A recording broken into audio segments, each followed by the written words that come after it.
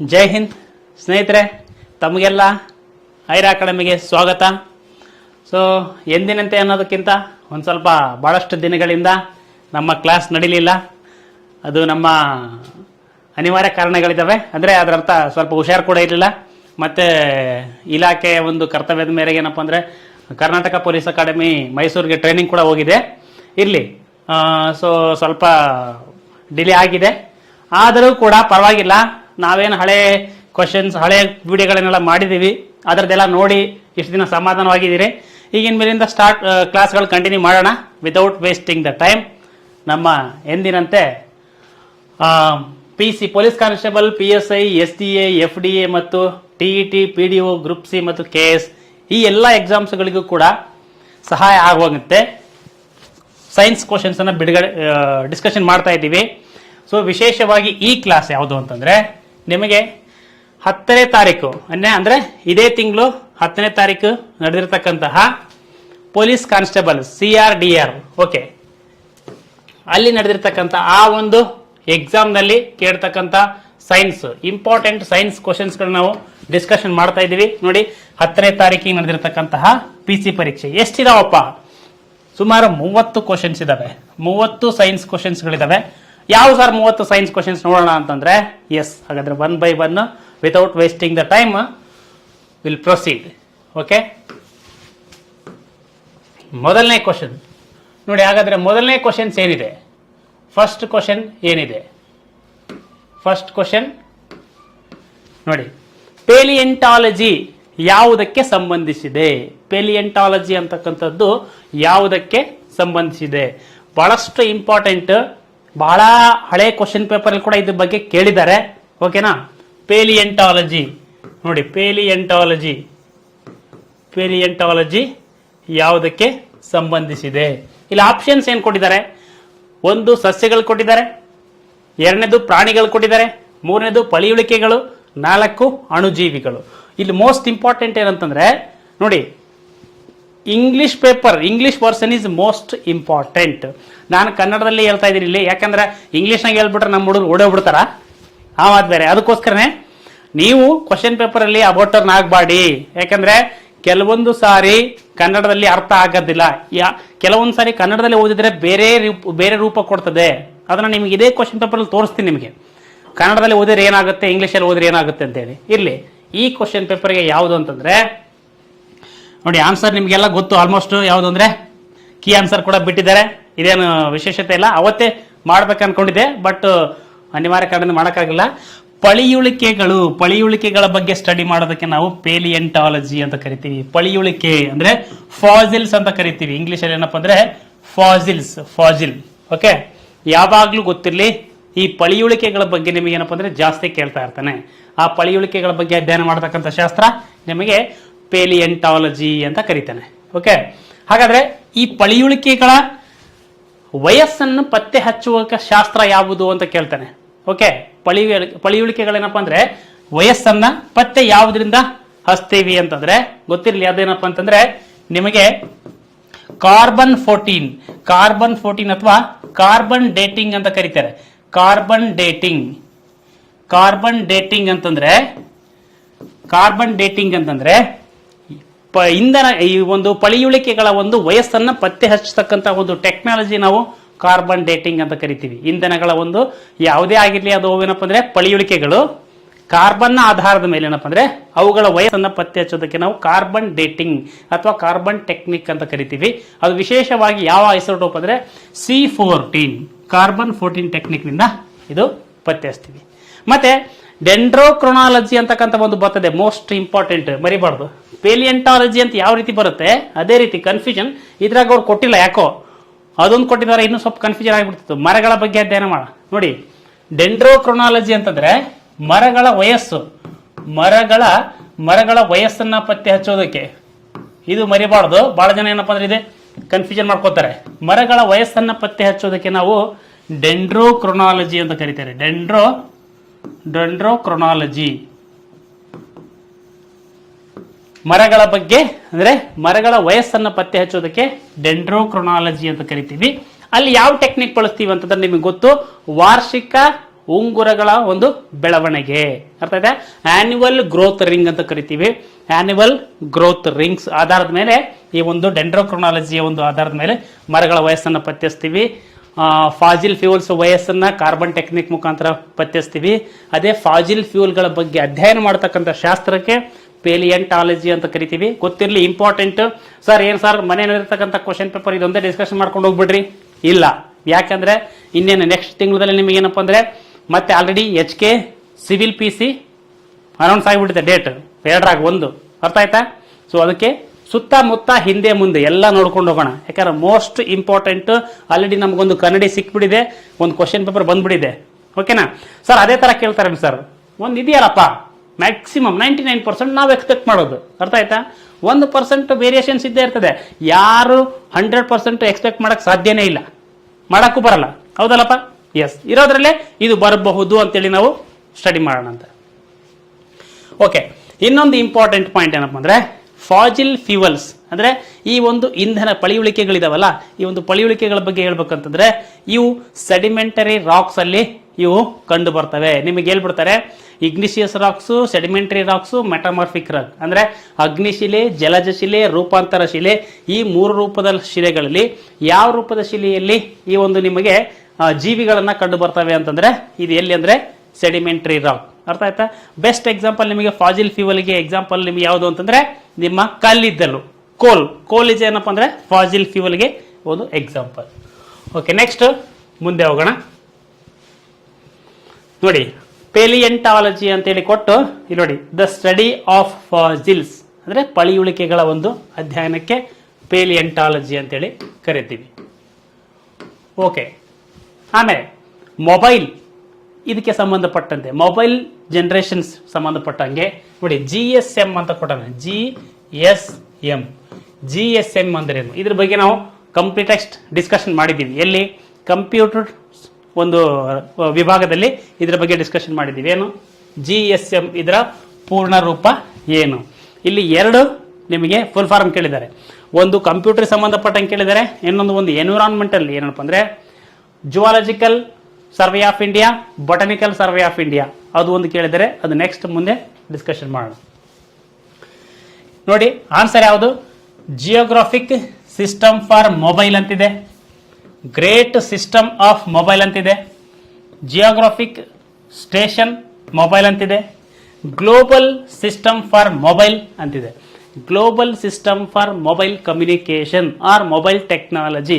But mobile ಸಾಕಷ್ಟೇ, ಯಾಕಂದ್ರೆ GSM ಅಂದ್ರೆ ಎಕ್ಸಾಕ್ಟ್ ಏನಪ್ಪ ಅಂದ್ರೆ global system for mobile, global system for mobile. ಅರ್ಥ ಆಯ್ತಾ? ವರ್ಲ್ಡ್ ವೈಡ್ ಅಲ್ಲಿ ಮೊಬೈಲ್ಗಳನ್ನ ಯಾವ ರೀತಿ ಕನೆಕ್ಟ್ ಮಾಡಿರ್ತಾರೆ, ಇದು ಆಕ್ಚುಲಿ ಏನಪ್ಪಾ ಅಂದ್ರೆ ಇದು 2G ಇದ್ದಾಗ ಏನಪ್ಪಾ ಅಂದ್ರೆ 2G ಮತ್ತೆ 3G ಇದ್ದಾಗ ಏನಂದ್ರೆ ಈ ಒಂದು GSM ಅನ್ನ ಬಳಕೆ ಮಾಡ್ತಾ ಇದ್ವಿ. ಸರ್ ಹಾಗಾದ್ರೆ ಮತ್ತೆ 4G ಯಾವ್ದು ಸರ್? ನೋಡಿ, 4G ಏನಪ್ಪಾ ಅಂದ್ರೆ ನಾವು LTE ಅಂತ ಬರ್ತದೆ. ನೀವು ಅಬ್ಸರ್ವ್ ಮಾಡಿರ್ಬೇಕಾದ್ರೆ ನಿಮ್ಮ ಮೊಬೈಲ್ ಅಲ್ಲಿ ಈಗೆಲ್ಲ 4G ಮೊಬೈಲ್ಸ್ ಅಲ್ಲಿ ಮತ್ತೆ 5G ಮೊಬೈಲ್ಸ್ ಅಲ್ಲಿ ನಿಮ್ಗೆ ಏನಪ್ಪಾ ಅಂದ್ರೆ ರೈಟ್ ಸೈಡ್ ಅಲ್ಲಿ LTE ಅಂತ ಬರುತ್ತೆ. ಇವೆಲ್ಲ 4G 5G ಏನ್ ಸರ್ ಹಂಗಂದ್ರೆ ಲಾಂಗ್ ಟರ್ಮ್ ಎವಲ್ಯೂಷನ್ ಅಂತ ನೋಡಿ. ಇವಾಗ GSM ಕೇಳ್ಯಾರ, ನೆಕ್ಸ್ಟ್ ನಿಮಗೆ LTE ಕೇಳ್ಬೋದು. ಅರ್ಥ ಆಯ್ತಾ? ಲಾಂಗ್ ಟರ್ಮ್ ಎವಲ್ಯೂಷನ್ ಅಂತೇಳಿ. ಓಕೆ, LTE ಅಂತಕ್ಕಂಥದ್ದು 4G 5G ಟೆಕ್ನಾಲಜಿಗೆ, ಇದು 2G 3G ಟೆಕ್ನಾಲಜಿಗೆ. ಗ್ಲೋಬಲ್ ಸಿಸ್ಟಮ್ ಫಾರ್ ಮೊಬೈಲ್ ಅಂತೇಳಿ ಇದರ ಒಂದು ಎಕ್ಸ್ಪಾನ್ಷನ್. ನೆಕ್ಸ್ಟ್ ನೋಡಿ, ಅದೇ ಇಲ್ಲಿದೆ ನೋಡಿ, global system for mobile communication ಅಂತಕ್ಕಂಥದ್ದು. ಮುಂದೆ ಹೋಗೋಣ, ಬಹಳ ಚಂದ ಇದಾವೆಲ್ಲ ಕ್ವಶನ್ಸ್ಗಳು. ನೋಡಿ ಇಲ್ಲಿದೆ ನೋಡಿ, ಅದೇ ಹೇಳಿದ ನಮಗೆ the ಎವಲ್ಯೂಷನ್ಸ್ of 5G technology, 1G 2G ನೋಡಿ ಯಾವಾಗ ಬಂದು ನೋಡಿ. ಇಲ್ಲಿದೆ ನೋಡಿ, ಮೊಬೈಲ್ ವೈರ್ಲೆಸ್ ಇಂಟರ್ನೆಟ್ ಕಮ್ಯುನಿಕೇಶನ್ಸ್. ಇದನ್ನೆಲ್ಲ ಸ್ವಲ್ಪ ಒಂದ್ಸರಿ ನೋಡ್ಕೊಳ್ಳಿ. ಇದು ಸ್ವಲ್ಪ ಬಹಳ ಜನರಿಗೆ ಏನಪ್ಪಾ ಅಂದ್ರೆ ಕನ್ಫ್ಯೂಸ್ ಆಗಿರ್ತಕ್ಕಂಥ ಕ್ವಶನ್, ಅತಿ ಹೆಚ್ಚು ಜನ ಕನ್ಫ್ಯೂಷನ್ ಆಗಿರ್ತಕ್ಕಂಥ ಕ್ವಶನ್. ಬಹುಶಃ ಬಹಳ ಜನ ಏನಪ್ಪಾ ಅಂದ್ರೆ ಅತಿ ಹೆಚ್ಚು ಕನ್ಫ್ಯೂಷನ್ ಅನ್ನಕ್ಕೆ ಏನಿಲ್ಲ ಅದ್ರಾಗ.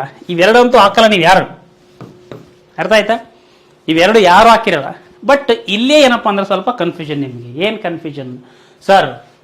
ಕಬ್ಬಿನ ಸಿಪ್ಪೆ ತಿರುಳು ಅಂದ್ರೆ ಶುಗರ್ ಕೇನ್ ಬ್ಯಾಗೇಜ್ ಪಲ್ಪ್ ಅಂತ ಇಂಗ್ಲಿಷಲ್ಲಿ. ಕಬ್ಬಿನ ಸಿಪ್ಪೆ ತಿರುಳು ಈ ಕೆಳಗಿನ ಉತ್ಪನ್ನವನ್ನು ತಯಾರಿಸಲು ಮುಖ್ಯ ಕಚ್ಚಾ ವಸ್ತುವಾಗಿದೆ, ಮುಖ್ಯ ಕಚ್ಚಾ ವಸ್ತುವಾಗಿದೆ, ಅತಿ ಮುಖ್ಯ ಕಚ್ಚಾ ವಸ್ತುವಾಗಿದೆ. ನೋಡಿ ಗೊತ್ತಿರಲಿ ನಿಮಗೆ, ಬಹಳ ಇಂಪಾರ್ಟೆಂಟ್. ಈ ಕಬ್ಬು ಅಂತಕ್ಕಂಥದ್ದು, ಶುಗರ್ ಕೇನ್ ಅಂತಕ್ಕಂಥದ್ದು ಒಂದು ಪ್ಲಾಂಟ್, ಅರ್ಥ ಆಯ್ತಾ? ಇದು ಒಂದು ಸಸ್ಯ. ವಿಶೇಷವಾಗಿ ನಾವು ಕಬ್ಬನ್ನ ಯಾವುದಕ್ಕೆ ಬಳಸ್ತೀವಿ ಅಂತಂದ್ರೆ, ನಮ್ಮ ಮೊದಲ ಉತ್ಪನ್ನ ಸಕ್ಕರೆ ಮತ್ತು ಬೆಲ್ಲ, ಸಕ್ಕರೆ ಮತ್ತು ಬೆಲ್ಲ, ಓಕೆನಾ? ಇದನ್ನ ಬಳಸ್ತೀವಿ. ಆದ್ರೆ ಇಲ್ಲಿ ಕಬ್ಬು ಕೇಳಿಲ್ಲ. ಕಬ್ಬು ಕೇಳಿದ್ದ ಅಂತಂದ್ರೆ ಸಕ್ಕರೆ ಮತ್ತು ಬೆಲ್ಲ ಆಗ್ತಾ ಇತ್ತು ಎರಡರಲ್ಲಿ. ಕಬ್ಬಿನ ಸಿಪ್ಪೆಯ ತಿರುಳು ಕೇಳಿದ್ದಾರೆ. ಅಂದ್ರೆ ಕಬ್ಬಿನ ಸಿಪ್ಪೆ, ಕಬ್ಬಿದೆಯಲ್ಲ, ಈ ಕಬ್ಬು ಕಬ್ಬಿನಲ್ಲಿ ಇರ್ತಕ್ಕಂಥ ರಸವನ್ನು ಎಕ್ಸ್ಟ್ರಾಕ್ಟ್ ಮಾಡಿದ್ಮೇಲೆ ಏನು ಸಿಪ್ಪೆ ಉಳಿತದಲ್ಲ, ಅದಕ್ಕೆ ನಾವೇನಂತ ಕರಿತೀವಿ, ಬ್ಯಾಗೇಜ್ ಅಂತ ಕರಿತೀವಿ. ಬ್ಯಾಗೇಜ್. ಆ ಬ್ಯಾಗೇಜ್ ಅಥವಾ ಬ್ಯಾಗೇಜ್ ಅಂತ ಕರಿತೀವಿ. ಈ ಬ್ಯಾಗೇಜ್ ಏನಪ್ಪಾ ಅಂತಂದ್ರೆ ವಿಶೇಷವಾಗಿ ಕಾಗದ ತಯಾರಿಸೋದಕ್ಕೆ ಬಳಸ್ತೀವಿ. ಸರ್ ಮತ್ತೆ ಹಾಗಾದ್ರೆ ಇಥೆನಾಲ್ ಕೂಡ ತಯಾರು ಮಾಡ್ತೀವಲ್ಲ ಸರ್ ಕಬ್ಬಿನಿಂದ? ನೋಡಿ ಗೊತ್ತಿರಲಿ, ಕಬ್ಬಿನ ಒಂದು ಉಪೋತ್ಪನ್ನಗಳಂತಂದ್ರೆ 3. ಒಂದು ರಸ ಹಿಂಡ್ಕೊಂಡು ಬಂದಿರತಕ್ಕಂಥ ಒಂದು ಬ್ಯಾಗೇಜ್, ಕಬ್ಬಿನ ಸಿಪ್ಪೆ. ಅದಾದ ನಂತರ ಆ ರಸದಲ್ಲಿ ಏನಪ್ಪಾ ಅಂತಂದ್ರೆ ಪ್ಯೂರ್ ಸಕ್ಕರೆ ಬೆಲ್ಲ ಮಾಡೋದಕ್ಕೆ ನಾವು ಕಾಯಿಸಿದ ಮೇಲೆ ಒಂದು ಸಪರೇಟ್ ಬರ್ತದೆ, ಅದರಿಂದ ಸಕ್ಕರೆ ಬೆಲ್ಲ ಆಗ್ತದೆ. ಅದರಲ್ಲಿ ಉಳಿದಿರ್ತಕ್ಕಂಥದ್ದಕ್ಕೆ ನಾವು ಮೊಲಾಸಸ್ ಅಂತ ಕರಿತೀವಿ ಇಂಗ್ಲಿಷಲ್ಲಿ, ಕನ್ನಡದಲ್ಲಿ ಕಾಕಂಬಿ ಅಂತ ಕರಿತೀವಿ. ಏನೋ ಮೊಲಾಸಸ್, ಮೊಲಾಸಸ್, ಮೊಲಾಸಸ್ ಅಂತ ಕರಿತೀವಿ, ಕನ್ನಡದಲ್ಲಿ ಕಾಕಂಬಿ ಅಂತ ಕರಿತೀವಿ. ಕಾಕಂಬಿ. ಈ ಬೆಳಗಾವಿ ಆ ಕಡೆ ನಮ್ಮ ದೋಸ್ತರೆಲ್ಲ ಏನಪ್ಪಾ ಅಂದ್ರೆ ತರ್ತಿದ್ರು, ಯಾರು ಕಬ್ಬಿನ ಫ್ಯಾಕ್ಟ್ರಿ ಐತೆ ಅವ್ರು ಇಷ್ಟು ಬಾಟ್ಲಿ ಕಟ್ಲೆ ತುಂಬ್ಕೊಂಡ್ ಬರ್ತಿದ್ರು. ಸರ್ ಇದೈತು ಅಣ್ಣ ತಗೋ ಕಾಕಂಬಿ ಅಂತ ಹೇಳಿ. ಅದಕ್ಕೆ ಭಾರಿ ಚೆನ್ನಾಗಿರ್ತಿತ್ತು ತಿನ್ನಕ್ಕೆ. ನಾವು ರೊಟ್ಟಿ ಚಪಾತಿ ಎಲ್ಲ ಹಾಕೊಂಡು ತಿಂತಿದ್ವಿ. ನೀವು ಭಾಳ ಜನ ತಿಂತಿರ್ಬೋದು ಅದನ್ನ. ಅದೇ ಕಾಕಂಬಿ ಅಂತ ಕರಿತೀವಿ, ಅರ್ಥ ಆಯ್ತಾ? ಅದು ಸಕ್ಕರೆ ಮತ್ತೆ ಬೆಲ್ಲವನ್ನು ತಯಾರಿಸಕ್ ಆಗಲ್ಲ, ಆಲ್ರೆಡಿ ಅದಕ್ಕೆ ಹೋಗಿ ಉಳಿದಿರ್ತಕ್ಕಂಥದ್ದು ಅದು ಕಾಕಂಬಿ. ಆ ಜ್ಯೂಸಲ್ಲಿ ಮತ್ತೇನಪ್ಪ ಅಂದ್ರೆ ಮತ್ತೆ ಸಪರೇಟ್ ಫಿಲ್ಟರ್ ಮಾಡಿದಾಗ ಅದನ್ನ ಅದೊಂದು ಸಪರೇಟ್ ಬರ್ತದೆ, ಅದಕ್ಕೆ ನಾವು ಫಿಲ್ಟರ್ ಕೇಕ್ ಅಂತ ಕರಿತೀವಿ. Filter cake. ಈ 3 ಉಪೋತ್ಪನ್ನಗಳು ಬರ್ತವೆ.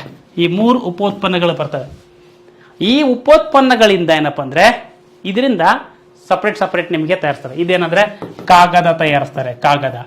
ಈ ಕಾಕಂಬಿ ಇದೆಯಲ್ಲ, ಕಾಕಂಬಿಯಿಂದ ಕೊಳಿಸಿ ಈ ಒಂದು ನಿಮ್ಮ ಈಥೆನಾಲ್ ಅಥವಾ ಈಥೈಲ್ ಆಲ್ಕೋಹಾಲ್ ಇಲ್ಲಿದೆಯಲ್ಲ ಆನ್ಸರ್, ಇದು ಬರಬೇಕು ಅಂದ್ರೆ ಕಾಕಂಬಿಯಿಂದ ತೆಗಿತಾರೆ. ಇಲ್ಲಿ ಸ್ವಲ್ಪ ಹುಷಾರಾಗಿರ್ಬೇಕು. ಇದ್ರ ಅರ್ಥ ಈ ಒಂದು ಬ್ಯಾಗೇಜ್ ನಿಂದ ಕೂಡ ಈಥೆನಾಲ್ ಬರಲ್ಲ ಅಂತ ಏನಲ್ಲ. ಗೊತ್ತಿರ್ಲಿ ನಿಮಗೆ, ಬಹಳ ಜನರಿಗೆ ಕನ್ಫ್ಯೂಷನ್ ಆಗೋದಕ್ಕೂ ಸ್ವಲ್ಪ ಇದೆ.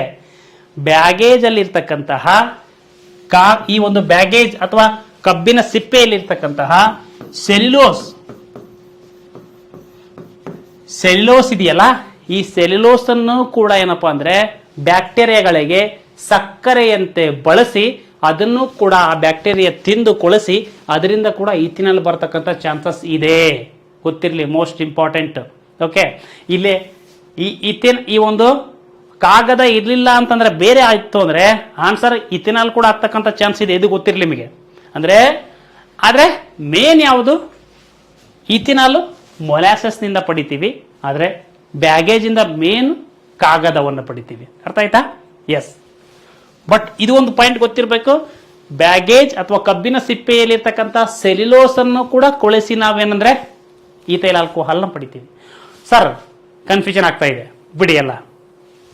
ಈಥೈಲ್ ಆಲ್ಕೋಹಾಲ್, ನಿಮ್ಮ ಬ್ರಾಂಡಿ, ನಿಮ್ಮ ವಿಸ್ಕಿ, ನಿಮ್ಮ ಮದ್ಯಸಾರ ಇವೆಲ್ಲ ಬರ್ತಕ್ಕಂಥದ್ದು ಯಾವುದರಿಂದ? ಫರ್ಮೆಂಟೇಷನ್ ಅಂತಕ್ಕಂಥ ಒಂದು ಪ್ರಕ್ರಿಯೆಯಿಂದ, ಹುದುಗುವಿಕೆ ಅಥವಾ ಕೊಳೆಯುವಿಕೆ ಅಂತಕ್ಕಂಥ ಒಂದು ಪ್ರಕ್ರಿಯೆಯಿಂದ. ನಿಮ್ಮ ದ್ರಾಕ್ಷಾರಸ ಆಗಿರ್ಲಿ, ವೈನ್ ಆಗಿರ್ಲಿ, ವಿಸ್ಕಿ, ಜ್ಯೂಸ್ ಎಲ್ಲವೂ ಕೂಡ ಹಂಗೆ ಬರೋದು, ಹೌದಾ? ಹಾಗಾದ್ರೆ ಅದರಲ್ಲಿರ್ತಕ್ಕಂತಹ ಸಕ್ಕರೆಯನ್ನ ಈ ಬ್ಯಾಕ್ಟೀರಿಯಾ ತಿಂದು ಕೊಳೆಸಿ ಅಲ್ಲಿ ಏನಪ್ಪಾ ಅಂದ್ರೆ ಆ ಒಂದು ಈಥೈಲ್ ಆಲ್ಕೋಹಾಲ್ ಅನ್ನ ಬಿಡುಗಡೆ ಆಗ್ತದೆ. ಅಂದ್ರೆ ಫರ್ಮೆಂಟೇಷನ್ ಪ್ರಕ್ರಿಯೆಯಿಂದ ಆಗ್ತದೆ. ಅದನ್ನ ಪಡೆಯೋದಕ್ಕೆ ಸೆಲ್ಯುಲೋಸ್ ಕೂಡ ಬಳಸ್ತೀವಿ, ಅದು ಕಬ್ಬಿನ ಸಿಪ್ಪೆಯಲ್ಲಿ ಇರ್ತಕ್ಕಂಥದ್ದು. ಬಟ್ ಮೇನ್ ಕಬ್ಬಿನ ಸಿಪ್ಪೆ ಏನಪ್ಪಾ ಅಂದ್ರೆ ಇಲ್ಲಿ ಕಾಗದವನ್ನು ತಯಾರಿಕೆ ಬಳಸ್ತೀವಿ. ಸೊ ಆನ್ಸರ್ ಕಾಗದ is the right answer. Next ನೋಡಿ, ನಾನು ಈಗ ಹೇಳಿದ್ನಲ್ಲ ನಿಮಗೆ, ಸ್ವಲ್ಪ ಇದೆ ಇಲ್ಲಿ. ಶುಗರ್ ಕೇನ್, ಸಕ್ಕರೆ ಅಂದ್ರೆ ಈ ಶುಗರ್ ಕೇನ್ ಅಲ್ಲಿ ಇರ್ತಕ್ಕಂತಹ ಒಂದು ಸಕ್ಕರೆ ಯಾವುದು ಅಂತ ಕೇಳ್ತಾನೆ, ಗೊತ್ತಿರಲಿ. ಸುಕ್ರೋಸ್ ಅಂತಕ್ಕಂಥ ಸಕ್ಕರೆ ಈ ಒಂದು ಕಬ್ಬಿನಲ್ಲಿ ಇರುತ್ತೆ. ಇದು ಇದೆಯಾ ನೋಡಿ, ಎಷ್ಟು ಚೆನ್ನಾಗಿ ಕೇಳ್ಬಿಡ್ತಾನೆ ನಿಮಗೆ. ಬರ್ತಾ ಬರ್ತಾ ಕಾನ್ಸೆಪ್ಟ್ ಮೇಲೆ ಕ್ವಶನ್ಸ್ ಕೇಳ್ತಾ ಇದ್ದಾನೆ. ಇದು ಯಾವ ಸ್ಯಾಕರೈಡ್ ಅಂತ ಕೇಳ್ತಾನೆ. ಇದು ಡೈಸ್ಯಾಕರೈಡ್. This is ಡೈಸ್ಯಾಕರೈಡ್. ಓಕೆ, ಇದು ಡೈಸ್ಯಾಕರೈಡ್ಸ್. ಓಕೆ, ಯಾವುದು ಡೈಸ್ಯಾಕರೈಡ್ಸ್ ಅಂದ್ರೆ ಗ್ಲೂಕೋಸ್ ಮತ್ತೆ ಫ್ರುಕ್ಟೋಸ್ ಅನ್ನ ಒಳಗೊಂಡಿದೆ. ಗ್ಲೂಕೋಸ್ ಮತ್ತು ಫ್ರುಕ್ಟೋಸ್ ಅನ್ನ ಒಳಗೊಂಡಿದೆ. ಇದು ಸುಕ್ರೋಸ್. ಓಕೆ, ಈ ಶುಗರ್ ಕೇನ್ ಅಥವಾ ಕಬ್ಬನ್ನ, ಶುಗರ್ ಕೇನ್ ಅಂದ್ರೆ ಕಬ್ಬು, ಈ ಕಬ್ಬನ್ನ ಮಿಲ್ಲಲ್ಲಿ ಹಾಕಿದಾಗ ಏನಂದ್ರೆ ನೋಡಿ, ಫಿಲ್ಟ್ರೇಷನ್ ಆಗಿ ಶುಗರ್ ಕೇನ್ ಜ್ಯೂಸ್ ಬರುತ್ತೆ. ಆ ಶುಗರ್ ಕೇನ್ ಜ್ಯೂಸ್ ಹೀಟ್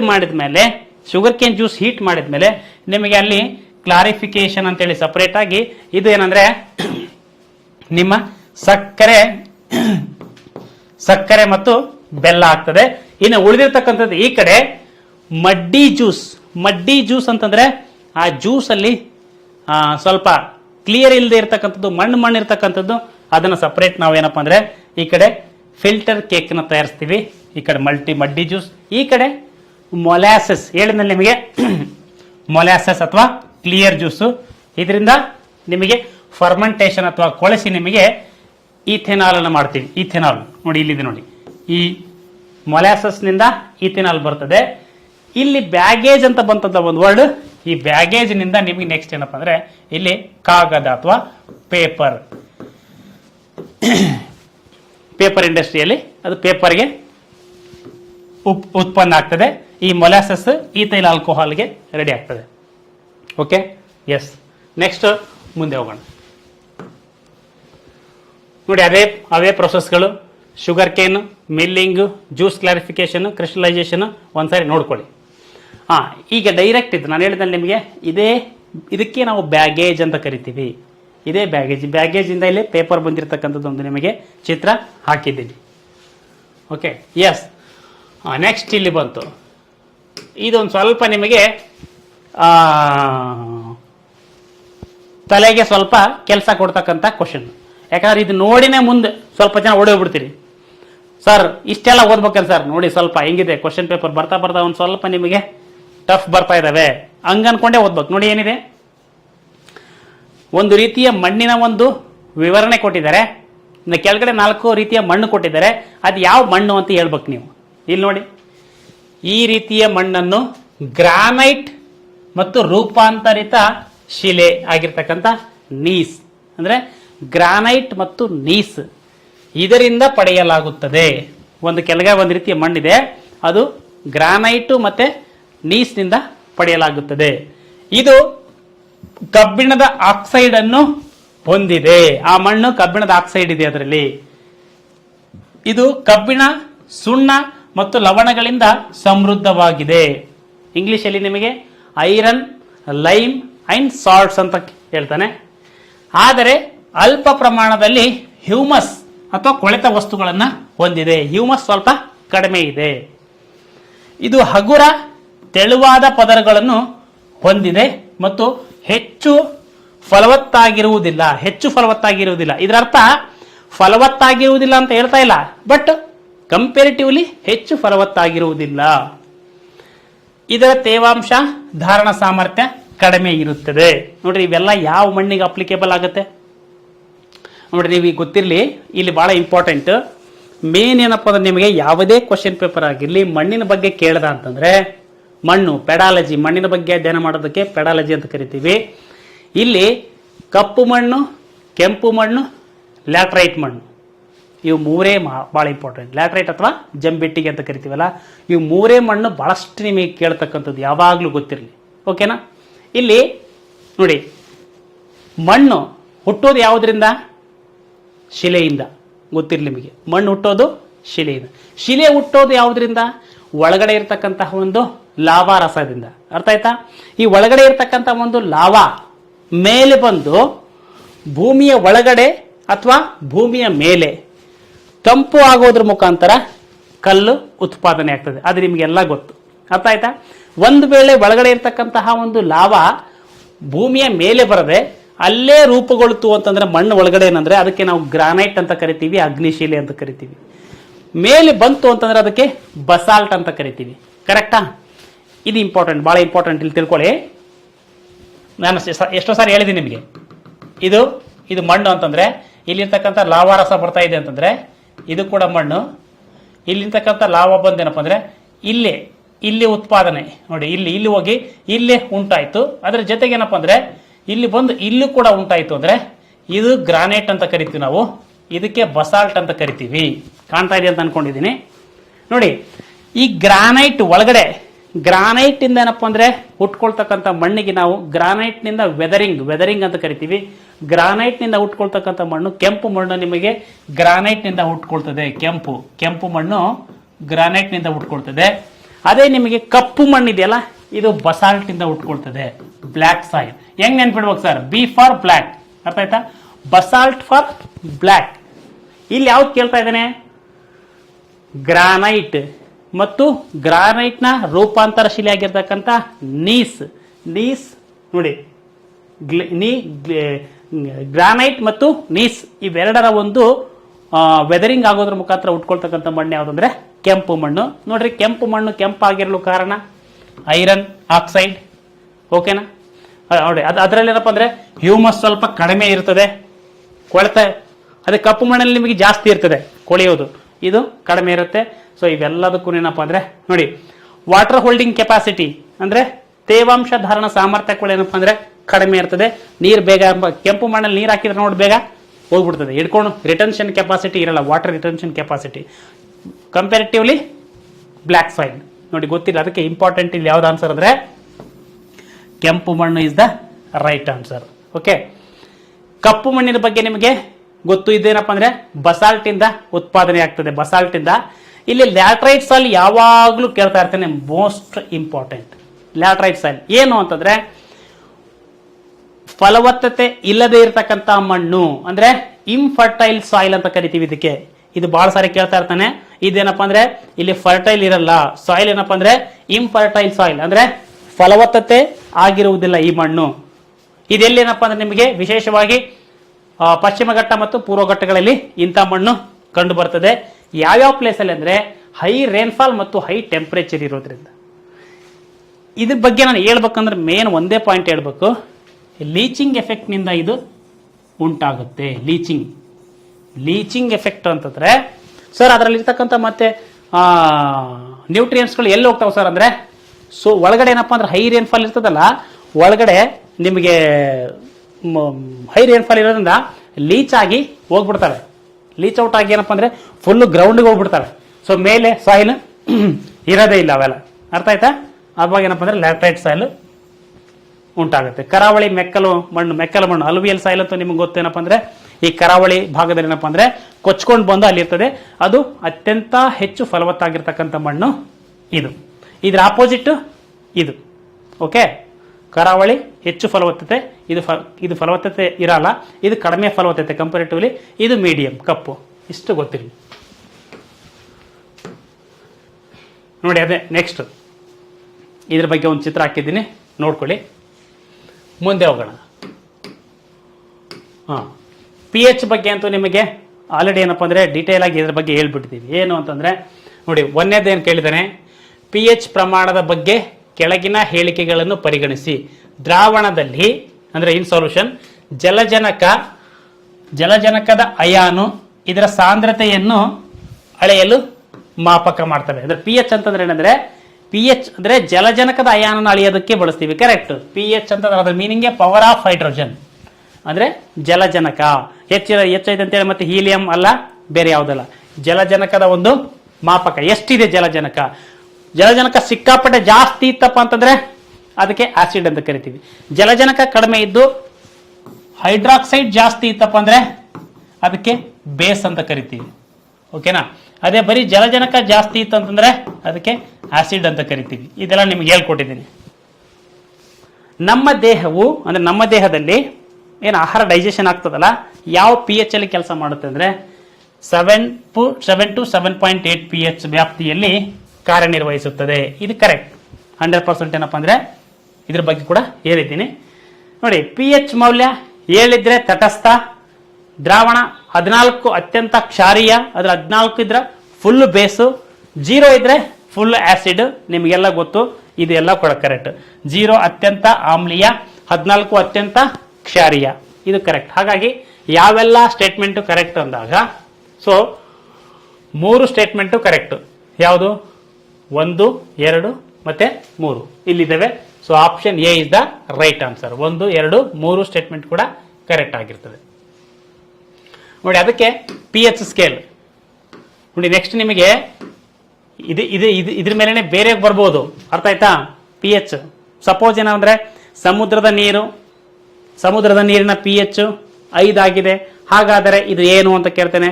ಆಮ್ಲನೋ, ಪ್ರತ್ಯಾಮ್ಲನೋ ಅಥವಾ ಕ್ಷಾರಿಯನೋ ಏನೋ ಒಂದು ಕೇಳ್ತಾ ಇರ್ತಾನೆ. ಅರ್ಥ ಆಯ್ತಾ? ನೀವು 7ರಿಂದ ಒಳಗಡೆ ಇತ್ತಪ್ಪ ಅಂತಂದ್ರೆ ಆಮ್ಲ ಅಂತ ಹೇಳ್ಬೇಕು. ನೋಡಿ ಇಲ್ಲಿ 0 to 7, ಇಲ್ಲಿ 1ರಿಂದ 7 ಅಂತ ಕೊಡ್ತಿರ್ತಾನೆ ಬಹಳ ಜನ. ಸರ್ ನಿಮ್ ಕನ್ಫ್ಯೂಷನ್ ಮಾಡಕ್ಕೆ 0 to 7 ಎಕ್ಸಾಕ್ಟ್, 7 ನ್ಯೂಟ್ರಲ್, 7 to 14 ಬಹಳ ಸಾರಿ ಹೇಳಿದ್ದೀನಿ. Acid, neutral, alkaline. Okay, alkaline ಅಂತಂದ್ರೆ ಬೇರೆ ಏನು ಕನ್ಫ್ಯೂಷನ್ ಮಾಡ್ಕೋಬೇಡ್ರಿ. ಅಲ್ಕಲೈನ್ ಅಂದ್ರೂ ಅಷ್ಟೇ, ಬೇಸ್ ಅಂತಂದ್ರೂ ಅಷ್ಟೇ. ಒಂದ್ ವೇಳೆ ಅದು ನೀರಿನ ರೂಪದಲ್ಲಿ, ದ್ರಾವಣ ರೂಪದಲ್ಲಿ ಇತ್ತು ಅಂದ್ರೆ ಅದಕ್ಕೆ ನಾವು ಬೇಸ್ ಅಂತ ಅನ್ಬಾರ್ದು, ಅದಕ್ಕೆ ಅಲ್ಕಲೈನ್ ಅಂತ ಅನ್ಬೇಕು. ಇಂಗ್ಲಿಷಲ್ಲಿ ಕ್ಷಾರೀಯ ಅಂತ ಅನ್ಬೇಕು ಅಷ್ಟೇ. ಇಂಗ್ಲಿಷಲ್ಲಿ ಕ್ಷಾರೀಯ ಅನ್ಬೇಕು. ಬೇಕಾದ್ರೆ ನೀವು ಯಾಕೆ ಸರ್ ನೀವು ನೋಡ್ರಿ ಹೇಳ್ಬೇಕಾದ್ರೆ ಪ್ರತ್ಯಾಮ್ಲ ಅಂತ ಹೇಳ್ತಾ ಇರ್ತೀರಾ, ಆದ್ರೆ ಒಂದೊಂದ್ಸರಿ ಕ್ಷಾರೀಯ ಅಂತ ಕೊಡ್ತಾನೆ. ಯಾಕೆ ಅಂತಂದ್ರೆ ದ್ರಾವಣದಲ್ಲಿರ್ತಕ್ಕಂತಹ PH ಕಡಿಮೆ, PH ಏನಪ್ಪಾ ಅಂದ್ರೆ ಅತಿ ಕಡಿಮೆ ಇತ್ತು ಅಂದ್ರೆ, PH ಕಡಿಮೆ ಇತ್ತಂದ್ರೆ ಅದರ ಅರ್ಥ ಏನಂದ್ರೆ ಪವರ್ ಆಫ್ ಹೈಡ್ರೋಜನ್ ಕಡಿಮೆ ಇತ್ತು, ಹೈಡ್ರಾಕ್ಸೈಡ್ ಜಾಸ್ತಿ ಇತ್ತು ಅಂದ್ರೆ ಕ್ಷಾರೀಯ, ಬೇಸ್ ಜಾಸ್ತಿ ಇತ್ತು ಅಂದ್ರೆ ಅದನ್ನ ಕ್ಷಾರೀಯ ಅಂತೇಳಿ ಕರೀತಾರೆ. ಇದನ್ನ ಸಾರೆನ್ಸನ್ ಅಂತಕ್ಕಂಥ ಒಬ್ಬ ಸೈಂಟಿಸ್ಟ್ ಕಂಡುಹಿಡಿದಿರ್ತಾರೆ, ನಿಮಗೆಲ್ಲ ಗೊತ್ತಿರತಕ್ಕಂಥ ವಿಷಯ. ಓಕೆ, ನೆಕ್ಸ್ಟ್ ಮುಂದೆ ಹೋಗೋಣ. ಇದು ಅತ್ಯಂತ ಇಂಪಾರ್ಟೆಂಟ್ ಆಗಿರ್ತಕ್ಕಂಥ ಕ್ವಶನ್ ನೋಡಿ. ಈಗೆಲ್ಲ ನೆಕ್ಸ್ಟ್ ಮುಂದೆ ಬರ್ತಕ್ಕಂಥ ಎಲ್ಲ ಎಕ್ಸಾಮ್ಗಳು ಕೂಡ ಏನಪ್ಪಾ ಅಂದ್ರೆ ಇದು ಬಹಳ ಇಂಪಾರ್ಟೆಂಟ್. ಉಕ್ಕನ್ನು ಕಲಾಯಿ ಮಾಡಲು ಅಂದ್ರೆ ಗ್ಯಾಲ್ವನೈಸೇಷನ್ ಮಾಡಲು ಇವುಗಳಲ್ಲಿ ಯಾವ ಲೋಹವನ್ನ ಬಳಸಲಾಗುತ್ತದೆ? ಇಲ್ಲಿ ಉಕ್ಕು ಅಂತಂದ್ರೆ ಸ್ಟೀಲ್.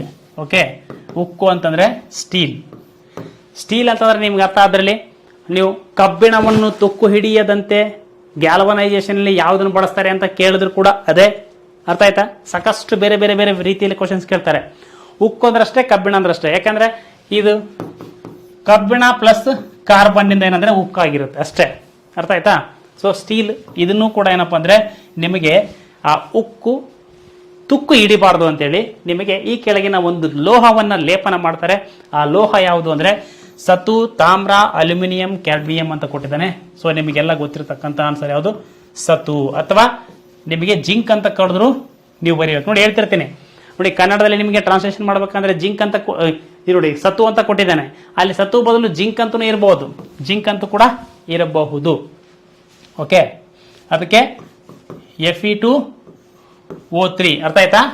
ಅಂದ್ರೆ ಫೆರಿಕ್ ಆಕ್ಸೈಡ್, ನಿಮಗೆ ಕಬ್ಬಿಣದ ಜಲೀಯ ಆಕ್ಸೈಡ್ ಅಂತ ಕರೀತಾರೆ.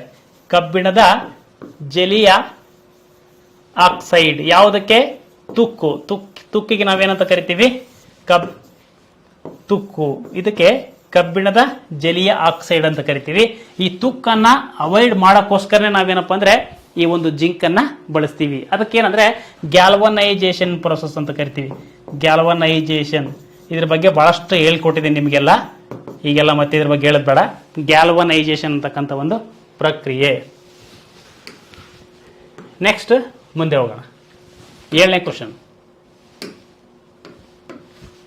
ಕೆಳಗಿನ ಯಾವ ಅನಿಲ ಗ್ರೀನ್ ಹೌಸ್ ಗ್ಯಾಸ್ ಅಂದ್ರೆ GHG ಗ್ರೀನ್ ಹೌಸ್ ಗ್ಯಾಸ್ ಅಲ್ಲ? ಅಂದ್ರೆ which of the following is not A green house gas? Green house gas ಯಾವುದು ಅಲ್ಲ? ನೋಡಿ ನಿಮಗೆಲ್ಲ ಏನ್ ಅನ್ಸ್ಬಿಡ್ತದೆ? ಎಲ್ಲವೂ ಕೂಡ ಗ್ರೀನ್ ಹೌಸ್ ಗ್ಯಾಸ್ ಅಂತ ಅನ್ಸ್ಬಿಡ್ತದೆ. ಯಾಕಂದ್ರೆ ಗ್ರೀನ್ ಹೌಸ್ ಗ್ಯಾಸಸ್ಗೂ ಮತ್ತೆ ಈ ಒಂದು ನಿಮಗೆ ಆಮ್ಲ ಮಳೆಗೆ ಸಂಬಂಧಪಟ್ಟಂಗೆ ಎಲ್ಲ ಒಂದೇ ಅನಿಸ್ಬಿಡ್ತಾವೆ. ಗ್ರೀನ್ ಹೌಸ್ ಹಸಿರು ಮನೆ ಪರಿಣಾಮ, ಆಮ್ಲ ಮಳೆ, ಜಾಗತಿಕ ತಾಪಮಾನ ಇವೆಲ್ಲ ನಿಮಗೆ ಒಂದೇ ಅನಿಸ್ಬಿಡ್ತವೆ.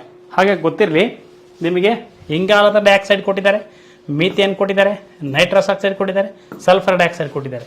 ಇಲ್ಲಿ ನಿಮಗೆ ಇವು ಮೂರು ಕೂಡ ಗ್ರೀನ್ ಹೌಸ್ ಗ್ಯಾಸಸ್. ಆದರೆ ಸಲ್ಫರ್ ಡೈಆಕ್ಸೈಡ್ ಅಂತಕ್ಕಂಥದ್ದು ನಿಮಗೆ ಗ್ರೀನ್ ಹೌಸ್ ಗ್ಯಾಸಸ್ ಅಲ್ಲ. ಓಕೆ, ಇದೇನಪ್ಪ ಅಂದ್ರೆ ನಿಮಗೆ ಸೂರ್ಯನ ಕಿರಣ ಏನು ರೇಡಿಯೇಷನ್ ಮುಖಾಂತರ ಬರ್ತದಲ್ಲ, ರೇಡಿಯೇಷನ್ ಮುಖಾಂತರ ಬಂದಿರತಕ್ಕಂಥ ಈ ಒಂದು ಅದರಲ್ಲಿರ್ತಕ್ಕಂತಹ ಒಂದು ಇನ್ಫ್ರಾರೆಡ್ ಅಂದರೆ IR ಕಿರಣ ಅಥವಾ ಅವಗೆಂಪು ಕಿರಣವನ್ನು ಹೀರಿಕೊಂಡು ಅವಗೆಂಪು ಕಿರಣವನ್ನು ಹೀರಿಕೊಂಡು ಭೂಮಿಯ ತಾಪವನ್ನು ಇನ್ಕ್ರೀಸ್ ಮಾಡತಕ್ಕಂಥ ಒಂದು ಎಫೆಕ್ಟಿಗೆ ಗ್ರೀನ್ ಹೌಸ್ ಎಫೆಕ್ಟ್ ಅಂತ ಕರಿತೀವಿ. ಆ ಒಂದು ಅನಿಲಗಳು ಯಾವ್ಯಾವ ಇವೆಲ್ಲ ಮಾಡ್ತಕ್ಕಂಥ ಅನಿಲಗಳು ಅಂತಂದ್ರೆ ನಿಮಗೊಂದು ಲೀಸ್ಟ್ ಇದೆ, ಹೇಳ್ತೀನಿ. ಅದರಲ್ಲಿ ಇದು ಅಲ್ಲ, ಸಲ್ಫರ್ ಡೈಆಕ್ಸೈಡ್ ಅಲ್ಲ. ಇಲ್ಲೇನು ಕೇಳಿದ್ದಾರೆ? ಅಲ್ಲ ಅಂತ ಕೇಳಿದ್ದಾರೆ. ಈ ಟೈಪ್ ನಾವು ಸಾಕಷ್ಟು ಡಿಸ್ಕಷನ್ ಮಾಡಿದ್ದೀವಿ, ಓಕೆನಾ? ಹೇಳಿದ್ದೀನಿ ನಿಮಗೆ ಈ ಟೈಪ್ ಕೇಳ್ತಾರೆ ಅಂತ ಹೇಳಿದ್ದೆ, ಸಾಕಷ್ಟು ಹೇಳಿದ್ದೀವಿ. ನೋಡಿ, ಅದಕ್ಕೆ ಸಂಬಂಧಪಟ್ಟಂಗೆ ಒಂದು ಚಾರ್ಟ್ ಇದೆ ನೋಡಿ, ಅದು ಇನ್ಕ್ರೀಸಿಂಗ್ ಆರ್ಡರ್, ಓಕೆನಾ? ಫಸ್ಟ್ ಯಾವುದು? Water vapour. ಸಾಕಷ್ಟು ಸಾರಿ ಹೇಳಿದ್ದೀನಿ ನಿಮಗೆ, ವಾಟರ್ ವೇಪರ್ ಅಂದರೆ ನೀರಾವಿಯೂ ಕೂಡ ಒಂದು ಹಸಿರು ಮನೆ ಅನಿಲ. ಏನು ಎವಾಪರೇಷನ್ ಆಗ್ತಾ ಇದೆಯಲ್ಲ, ಅದೆಲ್ಲ ನೀರಾವಿ ಕೂಡ ಹಸಿರು ಮನೆ ಅನಿಲ. ಆಮೇಲೆ ಕಾರ್ಬನ್ ಡೈಆಕ್ಸೈಡ್, ಆಮೇಲೆ ಮೀಥೇನ್, ಆಮೇಲೆ ನೈಟ್ರಸ್ ಆಕ್ಸೈಡ್. ಬಟ್ ನಿಮಗೆ ಮೂರು ಇದ್ದು, ಇದು ಇತ್ತು.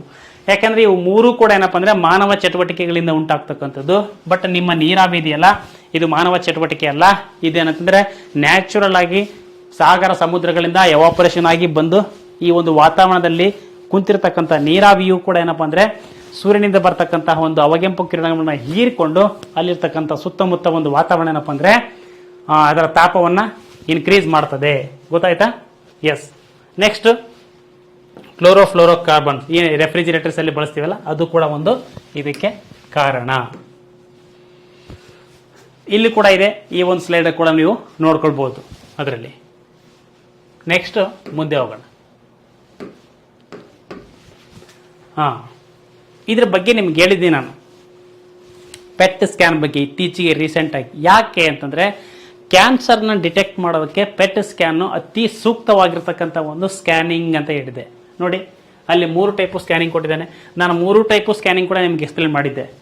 ಕೆಳಗಿನ ವೈದ್ಯಕೀಯ ಸ್ಕ್ಯಾನ್ ಅಂದರೆ ಕ್ಷಿಪ್ರ ವೀಕ್ಷಿಸುವ ಒಂದು ಇಮೇಜಿಂಗ್ ಚಿತ್ರಣ ಪರೀಕ್ಷೆಯಾಗಿದ್ದು, ಇದು ದೇಹದಲ್ಲಿ ರೋಗವನ್ನ ನೋಡಲು ಟ್ರೇಸರ್ ಎಂಬ ವಿಕಿರಣಶೀಲ ವಸ್ತುವನ್ನು ಬಳಸುತ್ತದೆ.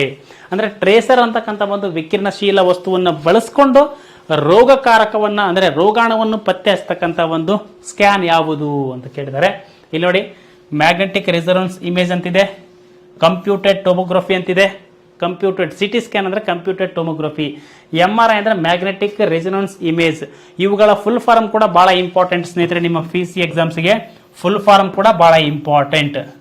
Okay, magnetic resonance image, CT scan, computed tomography, PET scan, position emission tomography. ಗೊತ್ತಿರಲಿ, ಪೊಸಿಷನ್ ಎಮಿಷನ್ ಟೋಮೋಗ್ರಫಿ ಅಂತಕ್ಕಂಥದ್ದು. ಓಕೆ, ಈ ಪೊಸಿಷನ್ ಎಮಿಷನ್ ಟೋಮೋಗ್ರಫಿಯಲ್ಲಿ ಏನಂದ್ರೆ ನಿಮ್ಮ ರೇಡಿಯೋ ಆಕ್ಟಿವ್ ಸಬ್ಸ್ಟೆನ್ಸಸ್ ಬಳಸ್ತಾರೆ. ರೇಡಿಯೋ ಆಕ್ಟಿವ್ ಅಂದ್ರೆ ವಿಕಿರಣಶೀಲ ವಸ್ತುವನ್ನ ಟ್ರೇಸರ್ ಆಗಿ ಬಳಸಿ ಅಲ್ಲಿ ನಿಮಗೆ ಗಾಮಾ ಕಿರಣದ ಒಂದು ಸಹಾಯದಿಂದ ಏನಪ್ಪ ಅಂದ್ರೆ ಆ ಕ್ಯಾನ್ಸರ್ ಡಿಟೆಕ್ಟಿವ್ ಮಾಡ್ತಾರೆ, ಅದಕ್ಕೆ ಟ್ರೀಟ್ಮೆಂಟ್ ಕೂಡ ಕೊಡ್ತಾರೆ. ವಿಶೇಷವಾಗಿ ಕ್ಯಾನ್ಸರ್ ಟ್ರೀಟ್ಮೆಂಟ್ ಅಲ್ಲಿ ಇದನ್ನ ಬಳಸ್ತಾರೆ. ಯಾವುದು? ಈ ಒಂದು ಪೆಟ್ ಸ್ಕ್ಯಾನ್. ಈ ಕ್ಯಾನ್ಸರ್ ಟ್ರೀಟ್ಮೆಂಟ್ ಅಲ್ಲಿ ಇನ್ನೊಂದು ಹೊಸದು ರೀಸೆಂಟ್ ಆಗಿ ಬಂದಿದೆ ಒಂದು ಟೆಕ್ನಾಲಜಿ. ಅಲ್ಲಿ ನಿಮಗೆ SSC ಎಕ್ಸಾಮ್ಸ್ ಅಲ್ಲಿ ಕೇಳಿದ್ದಾರೆ. ಯಾವುದು ಅಂತಂದ್ರೆ, ಈ ರೀತಿ ರೇಡಿಯೋ ಆಕ್ಟಿವ್ ಅನ್ನ ಬಳಸಿ ಆ ಒಂದು ಕ್ಯಾನ್ಸರ್ ಸೆಲ್ ಅನ್ನ ಕಟ್ ಮಾಡೋದಕ್ಕೆ ನಾವೇನಂತ ಕರಿತೀವಿ? ನೋಡಿ, ಸೈಬರ್ ನೈಫ್ ಅಂತ ಕರಿತೀವಿ. ಸೈಬರ್ ನೈಫ್ ಅಂತಂದ್ರೆ ನೋಡಿ, ಸೈಬರ್ ನೈಫ್ ಯಾವ ಕ್ಷೇತ್ರಕ್ಕೆ ಸಂಬಂಧಪಟ್ಟಿದೆ ಅಂತ ಒಂದು SSC ಎಕ್ಸಾಮ್ ಕೇಳಿದ್ದಾರೆ. ಅದು ನಿಮ್ಮ ಸೈಬರ್ ನೈಫ್. ಸೈಬರ್ ಅಂದ ತಕ್ಷಣ ಮತ್ತೆ ನೀವು ಇದು ಯಾವುದು ಹ್ಯಾಕಿಂಗು ಅಥವಾ ಕಂಪ್ಯೂಟರ್ ಸೆಕ್ಷನ್ಸ್ ಅಂತ ಹೇಳಿದ್ರಿ, ಇದು ಮೆಡಿಕಲ್ ಕ್ಷೇತ್ರಕ್ಕೆ ಸಂಬಂಧಪಟ್ಟಿದೆ. ಸೈಬರ್ ನೈಫ್ ಆಲ್ರೆಡಿ ಕೇಳಿದ್ದಾರೆ. ಇದು ಕ್ಯಾನ್ಸರ್ ಟ್ರೀಟ್ಮೆಂಟ್, ಇದು ಒಂದು ಕ್ಯಾನ್ಸರ್ ಟ್ರೀಟ್ಮೆಂಟ್. ಓಕೆ, ನೆಕ್ಸ್ಟ್ ಮುಂದೆ ಹೋಗೋಣ. ನೋಡಿ, ಇದೆ 3ಕ್ಕೂ ಡಿಫ್ರೆನ್ಸ್. MRI ಇದೆ, ಸಿಟಿ ಸ್ಕ್ಯಾನ್ ಇದೆ, ಪೆಟ್ ಇದೆ. 9ನೇ ಕ್ವಶನ್, ಯಾವ ಗ್ರಂಥಿಯಿಂದ ಬೆಳವಣಿಗೆಯ ಪುಷ್ಟಿಕಾರಕ ಸತ್ವ ಅಂದ್ರೆ ಹಾರ್ಮೋನಿಗೆ ಇನ್ನೊಂದು ಹೆಸರು ಪುಷ್ಟಿಕಾರಕ ಸತ್ವ ಅಂತ ಕರೀತಾರೆ, ಅಥವಾ ಚೋದನಿ ಅಂತ ಕರೀತಾರೆ. ಚೋದನಿ ಅಂತಂದ್ರು ಅಷ್ಟೇ, ಚೋದನಿ ಅಂದ್ರು ಹಾರ್ಮೋನಿ, ಇದು ಕನ್ನಡ ವರ್ಡ್. ಈ ಒಂದು ಸತ್ವ ಸ್ರವಿಸಲ್ಪಡುತ್ತದೆ. ಅಂದ್ರೆ ಬೆಳವಣಿಗೆಯ ಹಾರ್ಮೋನ್, ಯಾವ ಗ್ರಂಥಿಯಿಂದ ಬೆಳವಣಿಗೆಯ ಹಾರ್ಮೋನ್ ರಿಲೀಸ್ ಆಗುತ್ತೆ ನಿಮಗೆಲ್ಲ ಬಹಳಷ್ಟು ಗೊತ್ತು ಇದ್ರ ಬಗ್ಗೆ. ಪೀನಿಯಲ್ ಗ್ರ್ಯಾಂಡ್, ಇದು ನಿದ್ರೆಗೆ ಸಂಬಂಧಪಟ್ಟಿರ್ತಕ್ಕಂಥ ಸೆರೋಟೋನಿನ್, ಮೆಲಟೋನಿನ್ ಅಂತಕ್ಕಂಥ ಹಾರ್ಮೋನ್ ರಿಲೀಸ್ ಮಾಡ್ತದೆ. ಥೈರಾಯ್ಡ್ ಗ್ರಂಥಿ ಥೈರಾಕ್ಸಿನ್ ಅಂತಕ್ಕಂಥ ಹಾರ್ಮೋನ್ ರಿಲೀಸ್ ಮಾಡುತ್ತೆ. ಅಡ್ರಿನಲಿನ್ ಅಂತಕ್ಕಂಥ ಹಾರ್ಮೋನ್, ತುರ್ತು ಪರಿಸ್ಥಿತಿಯ ಹಾರ್ಮೋನ್ ರಿಲೀಸ್ ಮಾಡುತ್ತೆ. ಪಿಟ್ಯುಟರಿ ಗ್ರಂಥಿ ಅಂತಕ್ಕಂಥದ್ದು ನಿಮಗೆ ಗೊತ್ತಿರಲಿ, ಇದು ಬೆಳವಣಿಗೆ ಅಥವಾ ಗ್ರೋತ್ಗೆ ಸಂಬಂಧಪಟ್ಟಿರ್ತಕ್ಕಂಥ ಹಾರ್ಮೋನ್ನ ರಿಲೀಸ್ ಮಾಡುತ್ತೆ. ಒಂದು ವೇಳೆ ಅತಿ ಜಾಸ್ತಿ ಪಿಟ್ಯುಟರಿ ಗ್ರಂಥಿ ರಿಲೀಸ್ ಮಾಡಿದ್ರೆ ಅಲ್ಲಿ ಗಿಗ್ಯಾಂಟಿಸಮ್ ಅಂತಕ್ಕಂಥ ಒಂದು ಬರ್ತದೆ. ಗಿಗ್ಯಾಂಟಿಸಮ್ ಅಂತಂದ್ರೆ ದೈತ್ಯತೆ ಅಂತ ಅರ್ಥ. ಕನ್ನಡದಲ್ಲಿ ದೈತ್ಯತೆ ಅಂದ್ರೆ ಸಾಮಾನ್ಯಕ್ಕಿಂತ ಫುಲ್ ಟಾಲೆಸ್ಟ್ ಮ್ಯಾನ್ ಆಗಿ ಬೆಳಿತಾನೆ. ಅದೇ ಒಂದು ವೇಳೆ ಕಡಿಮೆ ಬೆಳವಣಿಗೆ, ಕಡಿಮೆ ರಿಲೀಸ್ ಆದ್ರೆ ಕುಬ್ಜತೆ ಅಥವಾ ಏನಪ್ಪಾ ಅಂದ್ರೆ ಡ್ವಾರ್ಫಿಸಮ್ ಅಂತ ಕರಿತೀವಿ. ಡ್ವಾರ್ಫಿಸಮ್ ಅಥವಾ ಕುಬ್ಜತೆ ಅಂತ ಕರಿತೀವಿ. ಕುಬ್ಜತೆ ಅಂದ್ರೆ ಆ ಒಂದು, ಅದಕ್ಕೆ ನಾವು ನೋಡಿ ಯಾರಾದರೂ ಬಹಳ ಕುಳ್ಳರಿದಾರ ಅಂತಂದ್ರೆ ಅದಕ್ಕೆ ಕಾರಣ ಪಿಟ್ಯುಟರಿ ಗ್ರಂಥಿ. ಯಾರಾದರೂ ಸಾಮಾನ್ಯಕ್ಕಿಂತ ಅತಿ ಹೆಚ್ಚು ಹೈಟ್ ಇದ್ದಾರೆ ಅಂತಂದ್ರೆ ಅದಕ್ಕೆ ಕಾರಣ ಪಿಟ್ಯುಟರಿ ಗ್ರಂಥಿ. ಪಿಟ್ಯುಟರಿ ಗ್ರಂಥಿ ಅತಿಯಾದ ಸ್ರವಿಕೆ ಆದರೆ ದೈತ್ಯತೆ ಬರ್ತದೆ. ಪಿಟ್ಯುಟರಿ ಗ್ರಂಥಿಯ ಕಡಿಮೆ ಸ್ರವಿಕೆ ಆದರೆ ಕುಬ್ಜತೆ ಬರ್ತದೆ. ಸೊ ಜಿಜಾಂಟಿಸಮ್ ಅಂಡ್ ನಿಮಗೆ ಡ್ವಾರ್ಫಿಸಮ್ ಅಂತಕ್ಕಂಥದ್ದು ಇದ್ರೆ ಅದರಿಂದನೇ ಬಂದಿರತಕ್ಕಂಥದ್ದು. ಥೈರಾಯ್ಡ್ ಗ್ರಂಥಿಗೆ ನಿಮಗೆ ಬಹಳಷ್ಟು ಜನ ಈ ಬೆಳವಣಿಗೆಯ ಹಾರ್ಮೋನು ಮತ್ತೆ ವ್ಯಕ್ತಿತ್ವದ ಹಾರ್ಮೋನ್ ಕನ್ಫ್ಯೂಷನ್ ಮಾಡ್ಕೊಳ್ತಾರೆ. ಇದು ಬೆಳವಣಿಗೆಯ ಹಾರ್ಮೋನು, ಇದು ರಿಲೀಸ್ ಮಾಡ್ತಕ್ಕಂಥ ಥೈರಾಕ್ಸಿನ್ ಇದೆಯಲ್ಲ, ಥೈರಾಕ್ಸಿನ್ ಇದು ವ್ಯಕ್ತಿತ್ವದ ಹಾರ್ಮೋನು. ವ್ಯಕ್ತಿತ್ವದ ಹಾರ್ಮೋನ್ ಇದು. ಓಕೆ, ನೆಕ್ಸ್ಟ್ ಮುಂದೆ ಹೋಗೋಣ. 9ನೇ ಕ್ವಶನ್,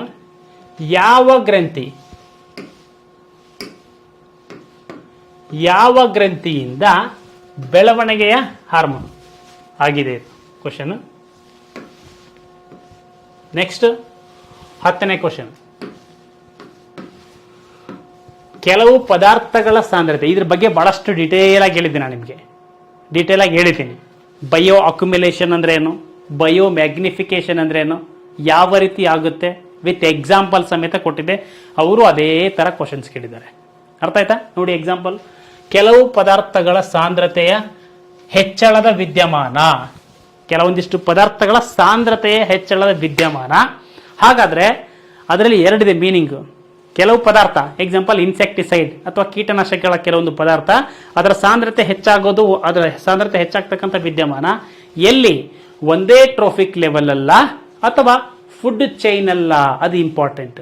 ಒಂದು ವೇಳೆ ಒಂದೇ ಪೋಷಣಾ ಸ್ತರದಲ್ಲಿ ಒಂದೇ ಜೀವಿಯಲ್ಲಿ ಕಾಲಕ್ರಮೇಣ ಟೈಮ್ ಆದಂತೆ ಅದೇ ಜೀವಿಯ ದೇಹದಲ್ಲಿ ಆ ಒಂದು ಪದಾರ್ಥ ಅತಿ ಹೆಚ್ಚು ಅದರ ಸಾಂದ್ರತೆ ಹೆಚ್ಚಾಗ್ತಾ ಹೋಯ್ತು ಅಂದ್ರೆ ದಟ್ ಈಸ್ ಅಕ್ಯುಮಿಲೇಷನ್. ಅದೇ ಒಂದು ವೇಳೆ ಅದನ್ನ ಇನ್ನೊಂದು ತಿಂದು ಇನ್ನೊಂದು ಪೋಷಣಾ ಸ್ತರದಲ್ಲಿ ಏನಪ್ಪಾ ಅಂತಂದ್ರೆ ಒಂದೊಂದು ಫುಡ್ ಚೈನ್ ಅಲ್ಲಿ ಏನಪ್ಪಾ ಅಂದ್ರೆ ಒಂದು ಸರಪಳಿಯಿಂದ ಇನ್ನೊಂದು ಆಹಾರ ಸರಪಳಿ ಅಂದ್ರಪ್ಪ ಅಂದ್ರೆ ಒಂದು ಪೋಷಣಾ ಸ್ತರದಿಂದ ಮತ್ತೊಂದು ಪೋಷಣಾ ಸ್ತರಕ್ಕೆ ಹೋಗ್ತಾ ಅದರ ಸಾಂದ್ರತೆ ಹೆಚ್ಚಾಯ್ತು ಅಂದ್ರೆ ದಟ್ ಈಸ್ ಬಯೋ ಮ್ಯಾಗ್ನಿಫಿಕೇಶನ್. ಅಲ್ಲಿ ಅಕ್ಯುಮುಲೇಟ್, ಸಂಗ್ರಹಣೆ ಆಗಿರ್ತಕ್ಕಂಥದ್ದನ್ನ ವರ್ಧಿಸ್ಕೊಳ್ತಾ ಹೋಗ್ತದೆ. ಅದಕ್ಕೆ ಜೈವಿಕ ವರ್ಧನೆ ಅಂತ ಕರೀತಾರೆ.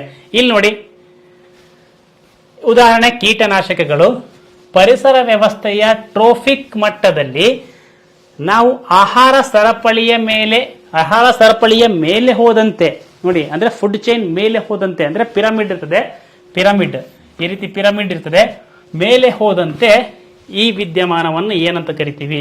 ಹಿಂಗ್ ಹೋದಂತೆಲ್ಲ ಏನಾಗ್ತದೆ ಅಂತಂದ್ರೆ ಬಯೋ ಮ್ಯಾಗ್ನಿಫಿಕೇಶನ್ ಆಗ್ತಾ ಹೋಗ್ತದೆ. So answer A is the right answer, bio magnification.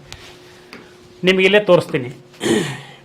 ಇಲ್ಲಿ ನೋಡಿ, ಎರಡಕ್ಕೂ ಡಿಫ್ರೆನ್ಸ್ ಇದೆ. ಅಲ್ಲಿ ಬಯೋ ಅಕ್ಯುಮಿಲೇಷನ್ ಕೂಡ ಇತ್ತು ತಾನೆ. ನೋಡಿ, ಬಯೋ ಅಕ್ಯುಮಿಲೇಷನ್ ಅಲ್ಲಿ ಕೂಡ ಏನಪ್ಪಾ ಅಂದ್ರೆ ಕೆಲವೊಂದು ಪದಾರ್ಥಗಳಲ್ಲಿ ಹೆಚ್ಚಾಗ್ತಾ ಹೋಗ್ತದೆ, ಇಲ್ಲ ಅಂತಲ್ಲ. ಎರಡಕ್ಕೂ ಡಿಫರೆನ್ಸ್ ನೋಡಿ. ಬಟ್ ಇದು ಒಂದೇ ಟ್ರೋಫಿಕ್ ಲೆವೆಲ್, ಒಂದೇ ಪೋಷಣಾ ಸ್ತರ ಇದೆ. ಇಲ್ಲಿ ಆಹಾರ ಸರಪಳಿ ಇಲ್ಲ.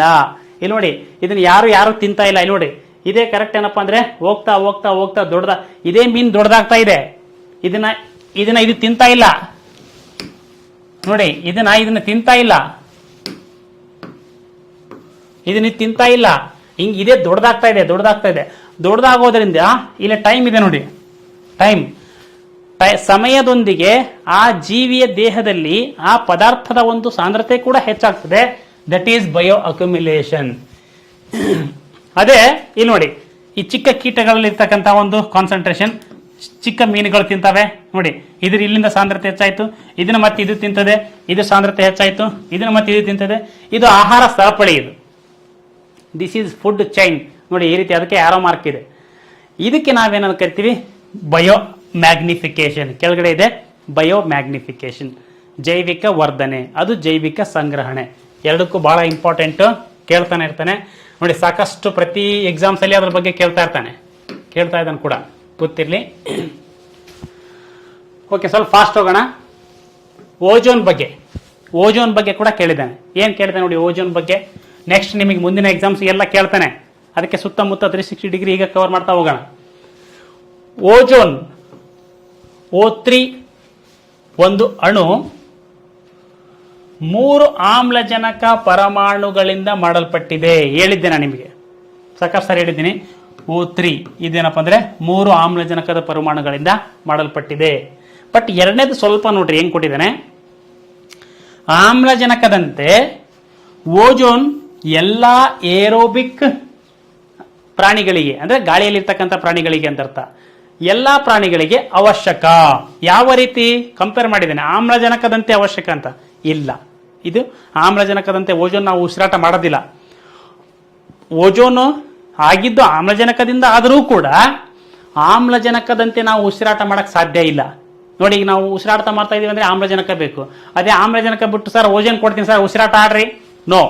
ಅರ್ಥ ಆಯ್ತಾ? ಸೊ ಅದಕ್ಕೆ ಈ ಸ್ಟೇಟ್ಮೆಂಟ್ ರಾಂಗ್. ಓಜೋನ್ ಸೂರ್ಯನ ನೇರಳಾತೀತ ವಿಕಿರಣಗಳಿಂದ ಭೂಮಿಯ ಮೇಲ್ಮೈಯನ್ನ ರಕ್ಷಿಸುತ್ತದೆ. ಕರೆಕ್ಟ್, ಹೌದಲ್ಲಪ್ಪ? ಎ ಬಿ ಸಿ ಅಂತಕ್ಕಂಥ 3 ರೀತಿಯ ನೇರಳಾತೀತ ಕಿರಣಗಳಿದ್ದಾವೆ. ಅದರಲ್ಲಿ ನಿಮಗೆಲ್ಲ ಗೊತ್ತು ಏನಪ್ಪಾ ಅಂತಂದ್ರೆ, ಸಿ ಅಲ್ಲೇ ಉಳಿತದೆ, ಬಿ ಸ್ವಲ್ಪ ಬರ್ತದೆ, ಎ ಫುಲ್ ಭೂಮಿಗೆ ಬರ್ತದೆ. ಆದ್ರೆ ಅತಿ ತೀಕ್ಷ್ಮವಾಗಿರ್ತಕ್ಕಂಥ ಸಿನ ಈ ಓಜೋನ್ ನಮ್ಮನ್ನ ರಕ್ಷಣೆ ಮಾಡುತ್ತೆ. ಹಾಗಾಗಿ ಇದು ಕೂಡ right answer. So 1, 3 right answer. Okay, ಅದಕ್ಕೆ ಸಂಬಂಧಪಟ್ಟಂತ ಓಜೋನ್ ಡೇ ನೋಡಿ, 1, 3 ಎಲ್ಲಿದೆ? 1, 3 C is the right answer. 1, 3 C is the right answer. Ozone day ಗೊತ್ತಿರಬೇಕು, ಸೆಪ್ಟೆಂಬರ್ 16. ಆಮೇಲೆ ಮಾಂಟ್ರಿಯಲ್ ಪ್ರೋಟೋಕಾಲ್, ಅದೆಲ್ಲ ಏನಪ್ಪ ಅಂದ್ರೆ ಒಂದ್ಸರಿ ನೋಡ್ಕೊಳ್ಳಿ. ನೆಕ್ಸ್ಟ್, ಫ್ಯಾರಡೆಯ ನಿಯಮಗಳು ಡ್ಯಾಶ್ ನೊಂದಿಗೆ ವ್ಯವಹರಿಸುತ್ತವೆ. ಅಂದ್ರೆ ಫ್ಯಾರಡೆ ಏನಪ್ಪ ಅಂದ್ರೆ ಯಾವ ಒಂದು ನಿಯಮಗಳಿಂದ ವ್ಯವಹರಿಸ್ತವೆ? ಗುರುತ್ವಾಕರ್ಷಣ ಶಕ್ತಿನ, ಅಥವಾ ವಿದ್ಯುತ್ ಚಾಲಿತ ಶಕ್ತಿ ಮತ್ತು ವಿದ್ಯುತ್ ಪ್ರವಾಹ ಮತ್ತು ಪ್ರತಿರೋಧಕ ಶಕ್ತಿಗಳ ನಡುವಿನ ಸಂಬಂಧನ, ಅಥವಾ ಮೋಷನ್? ಯಾವುದು? ಫ್ಯಾರಡೆ ಗೊತ್ತು ನಿಮಗೆ. ಫ್ಯಾರಡೆ ಅಂದ ತಕ್ಷಣ ನಿಮಗೆ ಡೈನಮೋ ಮತ್ತೆ ಜನರೇಟರ್ಗಳೇನಪ್ಪ ಅಂದ್ರೆ ಫ್ಯಾರಡೆನ ಏನಪ್ಪ ಅಂದ್ರೆ ಅದಕ್ಕೆ ಅವರಿಗೆ ಸಂಬಂಧಪಟ್ಟಿದ್ದು. ಅಲ್ಲೇನಾಗ್ತದೆ? ವಿದ್ಯುತ್ ಕಾಂತೀಯ ಪ್ರವೇಶ ಅಂತಂದ್ರೆ electromagnetic induction is the right answer. ಯಾಕೆ? ಇಲ್ಲಿ ನೋಡಿ, ನಿಮಗೆ ಇದು ನೋಡಿದ್ರೆ ಗೊತ್ತಾಗ್ತದೆ. ಎಲೆಕ್ಟ್ರಿಸಿಟಿ ಹೆಂಗೆ ಪ್ರೊಡ್ಯೂಸ್ ಆಗುತ್ತೆ ಅಂತಂದ್ರೆ, ಮ್ಯಾಗ್ನೆಟಿಸಮ್ ನಿಂದ ಎಲೆಕ್ಟ್ರಿಸಿಟಿ ಪ್ರೊಡ್ಯೂಸ್ ಆಗ್ತದೆ, ಎಲೆಕ್ಟ್ರಿಸಿಟಿಯಿಂದ ಮ್ಯಾಗ್ನೆಟಿಸಮ್ ಪ್ರೊಡ್ಯೂಸ್ ಆಗ್ತದೆ ಅಂತ ಹೇಳಿರ್ತಕ್ಕಂಥ ಒಂದು ವಿಜ್ಞಾನಿ ನೋಡಿ. Faraday's loss of electromagnetic induction ನೋಡಿ. ಇದೇನಪ್ಪ ಅಂದ್ರೆ ಕಾಯಿಲ್, ಎಲೆಕ್ಟ್ರಿಕ್ ಕಾಯಿಲ್, ನಿಮಗೆ ಮ್ಯಾಗ್ನೆಟ್ ನೋಡಿ. ನಾರ್ತ್ ಪೋಲ್ ಮತ್ತು ಸೌತ್ ಪೋಲ್ ಇದೆ. ಇಲ್ಲಿ ನಾರ್ತ್ ಪೋಲ್, ಇಲ್ಲಿ ಸೌತ್ ಪೋಲ್ ಇದೆ. ಒಳಗಡೆ ಹಿಂಗೆ ಈ ಕಡೆ ಆ ಕಡೆ ಹೋಗಿ ಬರೋದ್ರಿಂದ ಏನಾಗ್ತದೆ ಅಂದ್ರೆ ನಿಮಗೆ ಸುತ್ತಲೂ ಎಲೆಕ್ಟ್ರಿಸಿಟಿ ಪ್ರೊಡ್ಯೂಸ್ ಆಗುತ್ತೆ ಅಂತ ಹೇಳ್ತಾನೆ. ಅದೇ ಫ್ಯಾರಡೆ ಆ ಒಂದು ನಿಯಮವನ್ನು ಹೇಳಿರ್ತಕ್ಕಂಥವ್ರು. ಕೆಳಗಿನವುಗಳಲ್ಲಿ ಯಾವುದು ಜಡ ಅನಿಲ? ಸಾರಜನಕ ಕೊಟ್ಟಿದ್ದಾರೆ, ಫ್ಲೋರಿನ್ ಕೊಟ್ಟಿದ್ದಾರೆ, ಅರ್ಗಾನ್ ಕೊಟ್ಟಿದ್ದಾರೆ, ಕ್ಲೋರಿನ್ ಕೊಟ್ಟಿದ್ದಾರೆ. ಇಲ್ಲಿ ನಿಮಗೆ ಏನ್ ಮಾಡಿದ್ದಾರೆ? ಹ್ಯಾಲೋಜನ್ಸ್ ಕೊಟ್ಟಿದ್ದಾರೆ. ನಾನು ಹ್ಯಾಲೋಜನ್ಸ್ ಬಗ್ಗೆ ಹೇಳಿದ್ದೀನಿ ನಿಮಗೆ ಸಾಕಷ್ಟು ಸಾರಿ. ಹ್ಯಾಲೋಜನ್ಸ್, ಓಕೆ, ಹ್ಯಾಲೋಜನ್ಸ್ಗಳು ಅತ್ಯಂತ ಹೆಚ್ಚು ಕ್ರಿಯಾಕಾರಿ.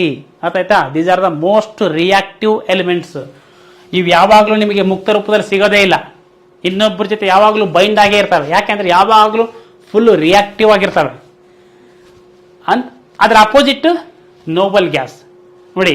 17ನೇ ಕಂಬ, 18ನೇ ಕಂಬ. 17ನೇ ಕಂಬ ನಿಮಗೆ ಹ್ಯಾಲೋಜನ್ಸ್, 18ನೇ ಕಂಬ ನಿಮಗೆ ಕಂಬಸರಲ್ಲಿ ಬರ್ತಕ್ಕಂಥವು ನೋಬಲ್ ಗ್ಯಾಸ್ಗಳು. ಈ ಹ್ಯಾಲೋಜನ್ಸ್ಗಳು ತುಂಬಾ ರಿಯಾಕ್ಟಿವ್. ನೋಬಲ್ ಗ್ಯಾಸ್ಗಳು ಯಾರ ಜೊತೆನೂ ಜಗಳ ಆಡೋದಿಲ್ಲ. ಇದನ್ನು ಕೇಳ್ತಾ ನಿಮಗೆ ಯಾಕೆ ಜಗಳ ಆಡೋದಿಲ್ಲ ಅಂತಂದ್ರೆ ಅವುಗಳ ಒಂದು ಔಟರ್ ಆರ್ಬಿಟಲ್ ಏನಪ್ಪ ಅಂದ್ರೆ ಫ್ರೀ ಎಲೆಕ್ಟ್ರಾನ್ಗಳು ಇರುವುದಿಲ್ಲ, ಎಲ್ಲವೂ ಫುಲ್ ಆಗಿರ್ತವೆ. ಅಂದ್ರೆ ಫುಲ್ ಹೊಟ್ಟೆ ತುಂಬಿರುತ್ತಂತ. ಫುಲ್ ಹೊಟ್ಟೆ ತುಂಬಿದ್ರೆ ಯಾರಾದ್ರೂ ಕೂಗ್ತಾರ? ಇಲ್ಲ, ಹೌದಲ್ಲ?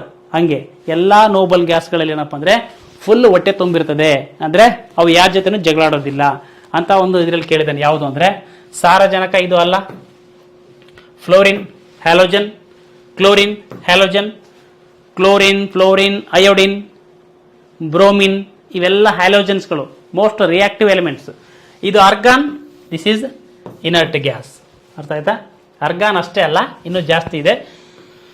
ಬಟ್ ಇರೋದ್ರಲ್ಲಿ ನಿಮಗೆ ಗೊತ್ತಿರ್ರಿ, ಈ ಯಾವುದರ ಒಂದು ಲೇಸು, ಚಿಪ್ಸು, ಅವೆಲ್ಲ ಪೊಟ್ಟಣಗಳಲ್ಲಿ ಏನಪ್ಪ ಅಂದ್ರೆ ನಿಮಗೆ ಇರೋದ್ರಲ್ಲಿ ಈ ಒಂದು ಆಕ್ಸಿಜನ್ ಜೊತೆ ಏನಪ್ಪ ಅಂದ್ರೆ ರಿಯಾಕ್ಟ್ ಆಗಿ, ಆಕ್ಸಿಜನ್ ಅದರಲ್ಲಿ ಆ ಒಂದು ಎಣ್ಣೆಯ ಜೊತೆ ರಿಯಾಕ್ಟ್ ಆಗಿ ರ್ಯಾನ್ಸಿಡಿಟಿ ಅಂದ್ರೆ ಈ ಒಂದು ಕೆಟ್ಟ ಸ್ಮೆಲ್ ಅಥವಾ ಕಮಟುವಿಕೆ ಅಂತ ಕರಿತೀವಿ, ಅದು ಆಗಬಾರ್ದು ಅಂತೇಳಿ ಆ ಒಂದು ಪೊಟ್ಟಣಗಳಲ್ಲಿ ನಿಮಗೆ ಈ ಒಂದು ಸಾರಜನಕವನ್ನು ಬಳಸ್ತಾರೆ. ಅದು ಎಕ್ಸಾಮಿಗೆ ಕೇಳ್ತಾ ಇರ್ತಾರೆ, ಯಾವುದು?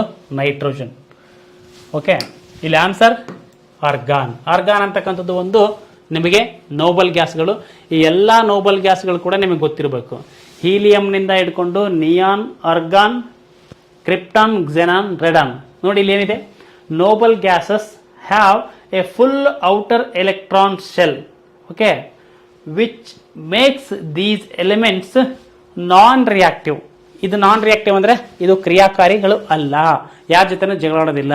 ಅದೇ ನಿಮಗೆ ಹ್ಯಾಲೋಜನ್ಸ್ಗಳು ಅಂದ್ರೆ ಸಿಕ್ಕಾಪಟ್ಟೆ ರಿಯಾಕ್ಟಿವ್, ಅದರ ಅಪೋಸಿಟ್. Okay, 14ನೇ question. ಭಾರತದ ಅತಿ ದೊಡ್ಡ ಸ್ವಚ್ಛ ನೀರಿನ ಸಿಹಿ ನೀರಿನ ಸರೋವರವಾದ ಲೋಕ್ಟಕ್ ಸರೋವರ ಯಾವ ರಾಜ್ಯದಲ್ಲಿದೆ? ಅರ್ಥ ಆಯ್ತಾ? ನಮ್ಮಲ್ಲಿ ನ್ಯಾಷನಲ್ ಪಾರ್ಕ್ಗಳು ಮತ್ತೆ ನ್ಯಾಷನಲ್ ರಿಸೋರ್ಸಸ್ಗಳು ಬರ್ತವೆ. ಅವು ಹೆಂಗ್ ಕನ್ಸರ್ವೇಟಿವ್ ಮಾಡಬೇಕಂದ್ರೆ ಆ ಒಂದು ಸೆಕ್ಟರಲ್ಲಿ ಬರ್ತದೆ ಇದು. ಓಕೆನಾ?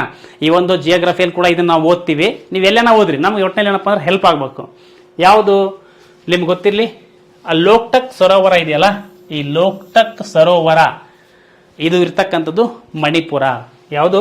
ಮಣಿಪುರ. ಇಲ್ಲಿ ಇಷ್ಟೇ ಅಲ್ಲದೆ ಇದ್ರ ಮೇಲೆ ಬಹಳಷ್ಟು ಕ್ವಶನ್ಸ್ ಕೇಳ್ತಾರೆ. ಈ ಲೋಕ್ಟಕ್ ಇದೆಯಲ್ಲ, ಲೋಕ್ಟಕ್ ಸರೋವರ, ಬಟ್ ಅಲ್ಲಿರ್ತಕ್ಕಂಥ ಒಂದು ನ್ಯಾಷನಲ್ ಪಾರ್ಕ್ ಕೈಬುಲಾ ಲಾಮ್ಜಾವೋ, ಬಹಳ ಇಂಪಾರ್ಟೆಂಟ್. ಕೈಬುಲಾ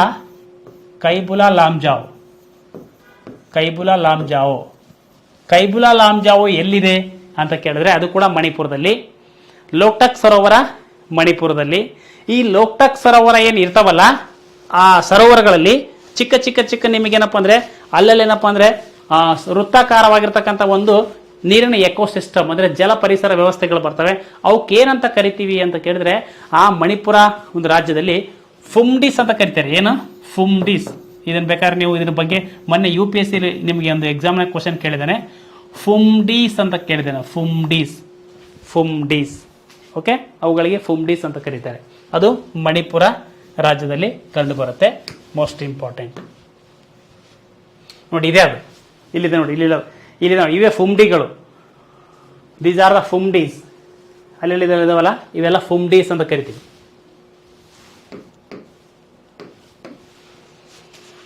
ಹದಿನೈದನೇ ಕ್ವಶನ್. ವಿಟಮಿನ್ ಡಿ ಕೊರತೆಯಿಂದ ಮಕ್ಕಳಲ್ಲಿ ಯಾವ ರೋಗ ಉಂಟಾಗುತ್ತದೆ? ವಿಟಮಿನ್ ಡಿ ಸಾಕಷ್ಟು ಸಾರಿ ಹೇಳಿದ್ದೀವಿ. ಯಾವ ರೋಗ ಉಂಟಾಗುತ್ತೆ ವಿಟಮಿನ್ ಡಿ ಕೊರತೆಯಿಂದ? ಸಿ ಅಂತ ಹೇಳಿದರೆ, ಸ್ಕರ್ವಿ ಅಂತ ಹೇಳಿದರೆ, ಸ್ಕರ್ವಿ ನಿಮಗೆ ಗೊತ್ತು, ಸಿ ಕೊರತೆಯಿಂದ ಬರ್ತದೆ. ಅಥವಾ ನಿಮಗೆಲ್ಲ ಅದಕ್ಕೆ scurvy disease also known as sailors disease, rickets, ಆಮೇಲೆ ರಕ್ತಹೀನತೆ, ದಡಾರ ಅಂತಕ್ಕಂಥದ್ದು ಏನಪ್ಪ ನಿಮಗೆ ಇದು ಸೂಕ್ಷ್ಮಾಣು ಜೀವಿಯಿಂದ ಬರ್ತಕ್ಕಂಥದ್ದು. ಇವು ಯಾವುದೇ ವಿಟಮಿನ್ ಇಂದ ಅಲ್ಲ. ಓಕೆ ನೋಡಿ, ಇಲ್ಲಿ ರಿಕೆಟ್ಸ್ ಮತ್ತೆ ರಕ್ತಹೀನತೆ ಅಂತಂದ್ರೆ ನಿಮಗೆ ಐರನ್ ಡೆಫಿಷಿಯನ್ಸಿಯಿಂದ ಬರ್ತದೆ, ಅಥವಾ ಅದಕ್ಕೆ ನಾವು ಅನೇಮಿಯಾ ಅಂತ ಕರಿತೀವಿ. ಅನೇಮಿಯಾ. ರಿಕೆಟ್ಸ್ ನಿಮಗೆ ಗೊತ್ತು ಏನಪ್ಪ ಅಂದ್ರೆ ಕ್ಯಾಲ್ಸಿಯಂ ಕೊರತೆಯಿಂದ ಬರುತ್ತೆ, ಕ್ಯಾಲ್ಸಿಯಂ ಡೆಫಿಷಿಯನ್ಸಿಯಿಂದ. ಇಲ್ಲಿ ವಿಟಮಿನ್ ಡಿ ಕೊರತೆಯಿಂದ ಯಾವುದು ಬರ್ತದೆ ಅಂದ್ರೆ ನೋಡಿ, ಒಂದಕ್ಕೊಂದು ಲಿಂಕ್ ಇದೆ. ವಿಟಮಿನ್ ಡಿ ಇದೆಯಲ್ಲ, ವಿಟಮಿನ್ ಡಿ ಇದನ್ನ ಕ್ಯಾಲ್ಸಿಯಂನ ಅಬ್ಸಾರ್ಬ್ ಮಾಡ್ಕೊಳ್ಳೋಕ್ಕೆ ಸಹಾಯ ಮಾಡೋದ್ರಿಂದ, ವಿಟಮಿನ್ ಡಿನೇ ಇಲ್ಲ ಅಂದ್ರೆ ನಮಗೆ ಕ್ಯಾಲ್ಸಿಯಮ್ಮೇ ಇರಲ್ಲ. ಕ್ಯಾಲ್ಸಿಯಮ್ಮೇ ಇಲ್ಲ ಅಂತಂದ್ರೆ ಆ ಕ್ಯಾಲ್ಸಿಯಂ ಇಲ್ಲದೆ ಇರತಕ್ಕಂತಹ ಒಂದು ಪರಿಣಾಮ ಆ ಒಂದು ಮಗುವಿನ ಮೇಲೆ ಆಗ್ತದೆ. ಅದಕ್ಕೆ ನಾವು ರಿಕೆಟ್ಸ್ ಅಂತ ಒಂದು ಕಾಯಿಲೆ ಬರ್ತದೆ. ಇದು ಎಲ್ಲಿ? ರಿಕೆಟ್ಸ್ ಎಲ್ಲಿ? ಮಕ್ಕಳಲ್ಲಿ, ಚಿಲ್ಡ್ರನ್ಸ್ ಅಲ್ಲಿ ರಿಕೆಟ್ಸ್ ಬರುತ್ತೆ. ಅದೇ ನಿಮಗೆ ಆಸ್ಟಿಯೋಪೊರೇಸಿಯಾ ಮತ್ತು ಆಸ್ಟಿಯೋಮಲೇಸಿಯಾ ಅಂತಕ್ಕಂಥ ರೋಗ ಬರ್ತದೆ ಇಲ್ಲಿ ವಯಸ್ಕರಲ್ಲಿ. ಓಕೆನಾ? ಇದು ವಿಟಮಿನ್ ಡಿ ಕೊರತೆಯಿಂದ ಬರ್ತದೆ. ಸನ್ಶೈನ್ ವಿಟಮಿನ್ ಅಂತ ಕರಿತೀವಿ. ಆ ವಿಟಮಿನ್ ಡಿಗೆ ನಾವು ಈ ಕ್ಯಾಲ್ಸಿಯಂ ಅಬ್ಸರ್ವ್ ಮಾಡ್ಕೊಳ್ಳಂಗೆ ಸಹಾಯ ಮಾಡೋದ್ರಿಂದ ಅದು ಒಂಥರ ಹಾರ್ಮೋನ್ ತರ ಕೆಲಸ ಮಾಡೋದ್ರಿಂದ ಯಾವ ವಿಟಮಿನ್ಗೆ ಹಾರ್ಮೋನ್ ಅಂತ ಕರಿತೀವಿ ಅಂದ್ರೆ ಇದೇ ವಿಟಮಿನ್ ಡಿಗೆ ಹಾರ್ಮೋನ್ ಅಂತ ಕರಿತೀವಿ. ಇದು ಕ್ಯಾಲ್ಸಿಯಂ ಅಬ್ಸರ್ವ್ ಮಾಡ್ಕೊಳ್ಳೋದ್ರಿಂದ ಇದಕ್ಕೆ ಕ್ಯಾಲ್ಸಿಫೆರಾಲ್ ಅಂತ ಕರಿತೀವಿ. ಕ್ಯಾಲ್ಸಿಫೆರಾಲ್. ನಾನು ಇವೆಲ್ಲ ಎಕ್ಸ್ಪ್ಲೇನ್ ಮಾಡ್ತಕ್ಕಂಥ ಎಲ್ಲ ಪ್ರತಿಯೊಂದು ಪಾಯಿಂಟ್ ಕೂಡ ಇಂಪಾರ್ಟೆಂಟ್. ನಿಮ್ಮ ಪಿಸಿಗೆ ಇದಕ್ಕೆ ಸಂಬಂಧಪಟ್ಟಂಗೆ ಮತ್ತೆ ಹೆಚ್ಚು ಕ್ವಶನ್ಸ್ ಕೇಳ್ತಕ್ಕಂಥ ಒಂದು ಸಂಭವನೀಯತೆ ಇದೆ. Next, origin of species.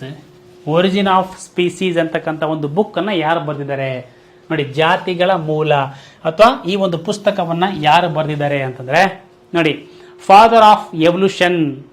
ಯಾರು father of evolution?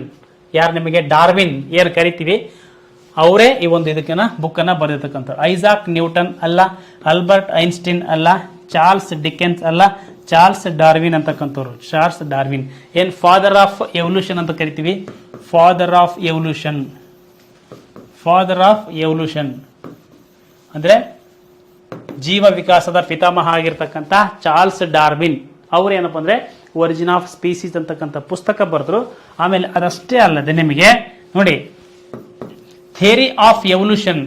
Theory of evolution ಅಂತಕ್ಕಂಥ ಒಂದು ಥಿಯರಿಯನ್ನ ಕೊಡ್ತಾರೆ. ಥಿಯರಿ ಆಫ್ ಎವಲ್ಯೂಷನ್ ಅಂತ ಬಂದ್ರೆ ಚಾರ್ಲ್ಸ್ ಡಾರ್ವಿನ್. ಇಲ್ಲಿ ಸ್ವಲ್ಪ ಮರಿಬಾರ್ದು, ಒಪ್ಯಾರಿನ್ ಅಂತ ಬರ್ತಾರೆ ಇಲ್ಲಿ.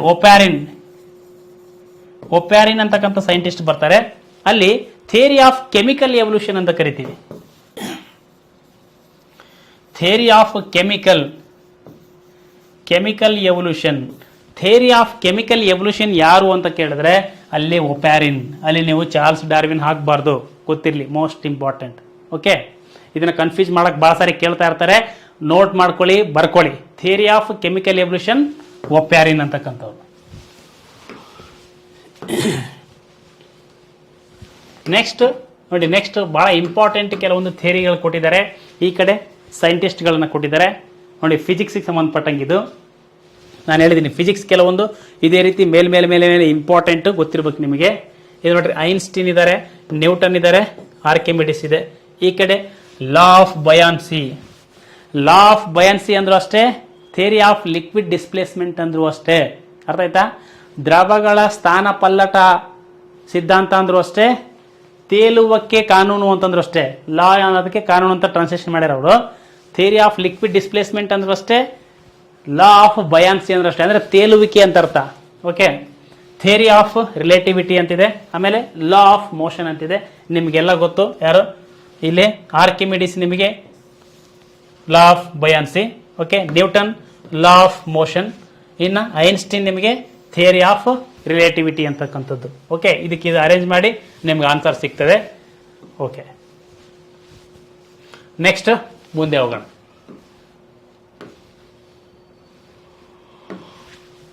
ಓಕೆ, ನಡುವಿನ ದಾಳಿಯಲ್ಲಿ ಮನುಷ್ಯ ಅಂದ್ರೆ ಇದನ್ನ ಇಂಗ್ಲಿಷ್ ಇರ್ತಕ್ಕಂಥದನ್ನ ಕನ್ನಡದಲ್ಲಿ ಇದನ್ನ ಇದು ಮಾಡಿದ್ದಾರೆ. ಅದಕ್ಕೆ ಇಂಥವೆಲ್ಲ ಸ್ವಲ್ಪ ಇಂಗ್ಲಿಷ್ನಾಗ ಓದ್ಬೋದು. ಇಲ್ಲಾಂದ್ರೆ ನಡುವಿನ ದಾಳಿಯಲ್ಲಿ ಮನುಷ್ಯ ಏನ್ ಸರ್ ಇದು ಅಂತ ನಂಗೆ ಅನ್ಸುತ್ತೆ ನಿಮಗೆ. ಅದೇ ನಿಮಗೆ man in the middle attack ಅಂತಂದಾಗ ಏನೋ ಸ್ವಲ್ಪ ನಿಮ್ಗೆ ಐಡಿಯಾ ಸಿಗ್ತದೆ, ಸ್ವಲ್ಪ ಐಡಿಯಾನು ಸಿಗ್ತದೆ. ಸಾಮಾನ್ಯವಾಗಿ ಯಾವ ಸಂದರ್ಭದಲ್ಲಿ ಕಂಡು ಬರುತ್ತದೆ ಅಂತಂದಾಗ ಸಮರದ ಕಲೆಗಳು, ರೈಫಲ್ ಶೂಟಿಂಗ್, ಸೈಬರ್ ಭದ್ರತೆ, ತೆರಿಗೆ ವಂಚನೆ. ಆಬ್ವಿಯಸ್ಲಿ ನಿಮಗೆ man in the middle attack ಅಂದ್ರೆ ಈ ಒಂದು ಸೈಬರ್. ಆ ಕಡೆಯಿಂದ ಈ ಕಡೆಯಿಂದ ಇಬ್ಬರು ಸಂಭಾಷಣೆ ಮಾಡ್ತಾ ಇರ್ತಾರೆ. ಅದನ್ನ ಆ ಒಂದು ಕನೆಕ್ಷನ್ ನ ಕಟ್ ಮಾಡಿ ನಾವು ಮಿಡ್ಲ್ ಕದ್ದ ಅಲ್ಲಿ ಏನಪ್ಪಾ ಅಂದ್ರೆ ಆಗ್ತದೆ ನೋಡೋದು. Man in the middle attack ಅಂತ ಕರಿತೀವಿ. ಅದಕ್ಕೊಂದು ಚಿತ್ರ ಐತೆ ಬೇಕಾದ್ರೆ ನೋಡಿ. ಇಲ್ಲೇ ನೋಡಿ, ಈ ಕಡೆ ಯೂಸರ್ ಆಮೇಲೆ ವೆಬ್ ಅಪ್ಲಿಕೇಶನ್ ಇವ್ರ ನಡುವೆ ಇರತಕ್ಕಂಥ ಕಮ್ಯುನಿಕೇಶನ್ ಕಟ್ ಮಾಡಿ ಯಾರೋ ಒಬ್ರು ಏನಪ್ಪಾ ಅಂದ್ರೆ ನೋಡಿ ಪರ್ಪೆಟ್ರೇಟರ್ ಏನ್ ಮಾಡ್ತಾನೆ, man in the middle attack new communications ಅನ್ನ ಕೊಟ್ಟಿದ್ದಾನೆ. ಅದಕ್ಕೆ ನಾವೇನ್ ಮಾಡ್ತೀವಿ, man in the middle attack ಅಂತ ಕರಿತೀವಿ ಇದಕ್ಕೆ.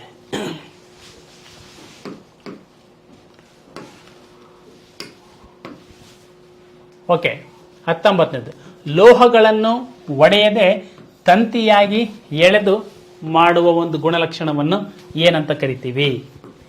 ನೋಡಿ, ಬಹಳಷ್ಟು ಸಿಂಪಲ್. ಎಲ್ಲಾ ಲೋಹಗಳೇನಪ್ಪ ಅಂದ್ರೆ ಅಲೋಹಗಳಿಗೆ ನೀವೇನಾದ್ರೂ ಹಿಂಗೆ ಹೊಡೆದ್ಬಿಟ್ರೆ ಅದು ಪುಡಿ ಪುಡಿ ಆಗ್ಬಿಡ್ತವೆ. ಬಟ್ ಲೋಹಗಳಲ್ಲಿ ಒಂದು ಗುಣ ಇದೆ, ನೀವು ಹಿಂಗೆ ಹೊಡೆದ್ರೆ ತೆಳ್ಳಗನ ಆಗ್ತದೆ ಅಥವಾ ಉದ್ದನ ಆಗ್ತದೆ. ಈ ತೆಳ್ಳಗೆ ಮತ್ತೆ ಉದ್ದಕ್ಕೆ ಆಗ್ತಕ್ಕಂಥ ಒಂದು ಗುಣಕ್ಕೆ ನಾವು ಎರಡಕ್ಕೂ ಡಿಫರೆನ್ಸ್ ಹೆಸರು ಕರಿತೀವಿ. ಹಿಂಗ ಒಡೆದು ಉದ್ದ ತಂತಿ ರೂಪದಲ್ಲಿ ಆಗೋದಕ್ಕೆ ನಾವು ತನ್ಯತೆ ಅಂತ ಕರಿತೀವಿ. ತ ಫಾರ್ ತ ಅಂದ್ರೆ ತಂತಿ ಆಗುವುದು ತನ್ಯತೆ. ಸೊ ತಗಡಾಗೋದು ಹಿಂಗ್ ಕುಟ್ಟಿ ಕುಟ್ಟಿ ಕುಟ್ಟಿ ತಗಡು ಅಂತ ಕರಿತೀವಲ್ಲ, ಅಗಲ ಆಗ್ತಕ್ಕಂಥದ್ದು ಅದು ಕುಟ್ಯತೆ. ತನ್ಯತೆ ಮತ್ತು ಕುಟ್ಯತೆ. Ductility and ಮಿಲಿಯಬಿಲಿಟಿ. ತಂತಿ ಆಗ್ತಕ್ಕಂಥದ್ದು ಡಕ್ಟಿಲಿಟಿ. ಸೊ ಅಗಲ ಆಗ್ತಕ್ಕಂಥದ್ದು ಮಿಲಿಯಬಿಲಿಟಿ. ಇಲ್ಲಿದೆ ನೋಡಿ, A is the right answer. ತಂತಿ ತನ್ಯತೆಯನ್ನು ಅನ್ಬೋದು ಅಥವಾ ನಮ್ಯತೆಯನ್ನು ಕೂಡ ಅನ್ಬೋದು. ಅದಕ್ಕೆ ಅತಿ ಹೆಚ್ಚು ನಮ್ಯತೆ, ಅತಿ ಹೆಚ್ಚು ಮತ್ತು ಈ ಒಂದು ಕುಟ್ಯತೆ ಮತ್ತು ತನ್ಯತೆ ಎರಡೂ ಹೊಂದಿರತಕ್ಕಂಥ ಒಂದು ಲೋಹ ಯಾವುದು ಅಂದ್ರೆ ನಿಮಗೆ ಚಿನ್ನ ಅಂತಕ್ಕಂಥ ಒಂದು ಲೋಹ ಅಂದ್ರೆ ಬಂಗಾರ. ನೆಕ್ಸ್ಟ್ ನೋಡಿ ಎಕ್ಸಾಂಪಲ್ ಇಲ್ಲಿ ನೋಡ್ರಿ, ಇವೆರಡು ವರ್ಡ್ ಬಹಳ ಇಂಪಾರ್ಟೆಂಟ್ ನಿಮಗೆ. ಯಾವ ಎರಡು ವರ್ಡ್? ಮಿಲಿಯಬಿಲಿಟಿ, ಡಕ್ಟಿಲಿಟಿ. ಈ ಮಿಲಿಯಬಿಲಿಟಿ ಅಂದ್ರೆ ಕುಟ್ಯತೆ, ಇದು ತನ್ಯತೆ. ಹ್ಯಾಮರ್ ಸುತ್ತಿಗೆ ತಗೊಂಡು ಒಡೆದಂತ ಅರ್ಥ ನೋಡಿ. Okay, malleability and ductility. ಹಾ, ಇಲ್ಲಿ ನೋಡ್ರಿ, malleability is the ability to be compressed. ಈ ಕಂಪ್ರೆಸ್ಡ್ ಅಂತಕ್ಕಂಥದ್ದು ಒಂದು ವರ್ಡ್ ಅಂದ್ರೆ ಕಂಪ್ರೆಸ್ ಮಾಡೋದು, ಒತ್ತೋದು. It is often characterised as the material ability to form the then sheet when rolled. ಅರ್ಥ ಆಯ್ತಾ? ಈ ಕಂಪ್ರೆಸ್ ಮಾಡಿ ಶೀಟ್ ಮಾಡ್ತಕ್ಕಂಥದಕ್ಕೆ ನಾವೇನು ಮಾಡ್ತೀವಿ? ಮಿಲಿಯಬಿಲಿಟಿ ಅಂತ ಕರಿತೀವಿ. ಅದೇ ಸೇಮ್ ಇದೇ ತರ ಡಕ್ಟಿಲಿಟಿ ಅಂತಂದ್ರೆ it is the ability to be stretched. ಇಲ್ಲಿ ಕಂಪ್ರೆಸ್ಡ್ ಗೊತ್ತಿರಬೇಕು, ಇಲ್ಲಿ ಸ್ಟ್ರೆಚ್ಡ್ ಗೊತ್ತಿರಬೇಕು. Stretched, it is often characterised as the material ability to be pulled into wire. Stretch ಮಾಡಿ ವೈರ್ ಮಾಡಿದ್ರೆ ಡಕ್ಟಿಲಿಟಿ ಅಂತ ಕರಿತೀವಿ. ಕಂಪ್ರೆಸ್ ಮಾಡಿ ಶೀಟ್ ಮಾಡಿದ್ರೆ ಮಿಲಿಯಬಿಲಿಟಿ ಅಂತ ಕರಿತೀವಿ. Compress and sheet malleability, stretch and wire ductility. ಇವೆರಡು ಗೊತ್ತಿರಬೇಕು ಅರ್ಥ ನೋಡಿ. ಇದು this is ductility, that is ಮಿಲಿಯಬಿಲಿಟಿ.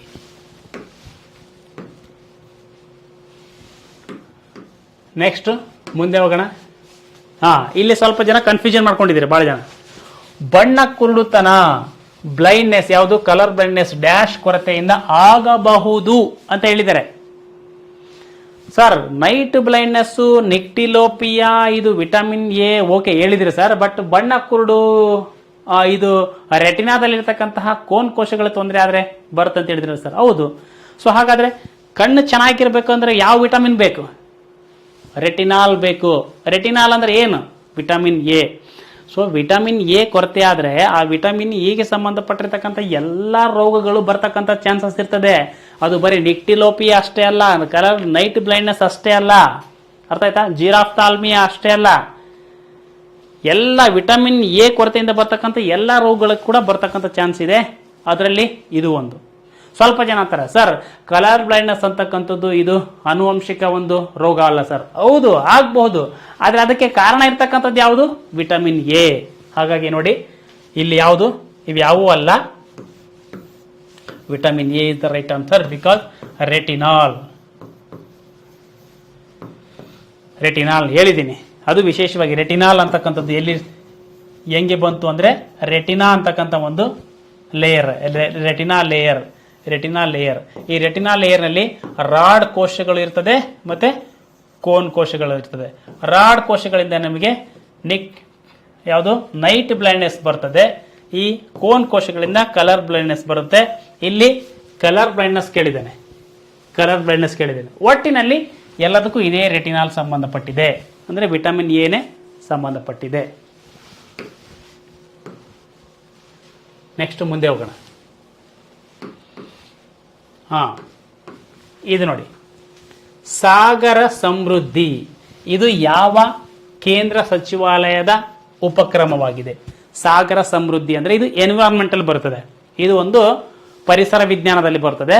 ಏನಪ್ಪಾ ಅಂತಂದ್ರೆ ಸಾಗರಗಳಲ್ಲಿ ಇರ್ತಕ್ಕಂತಹ, ಸಮುದ್ರಗಳಲ್ಲಿ ಇರ್ತಕ್ಕಂತಹ ಹೂಳನ್ನ ಎತ್ತುವುದು, ಹೂಳನ್ನ ಎತ್ತಿ ಅದನ್ನ ಕ್ಲೀನ್ ಮಾಡ್ತಕ್ಕಂಥದ್ದು. ಓಕೆನಾ? ಅದು ಯಾವುದರಲ್ಲಿ ಬರ್ತದೆ?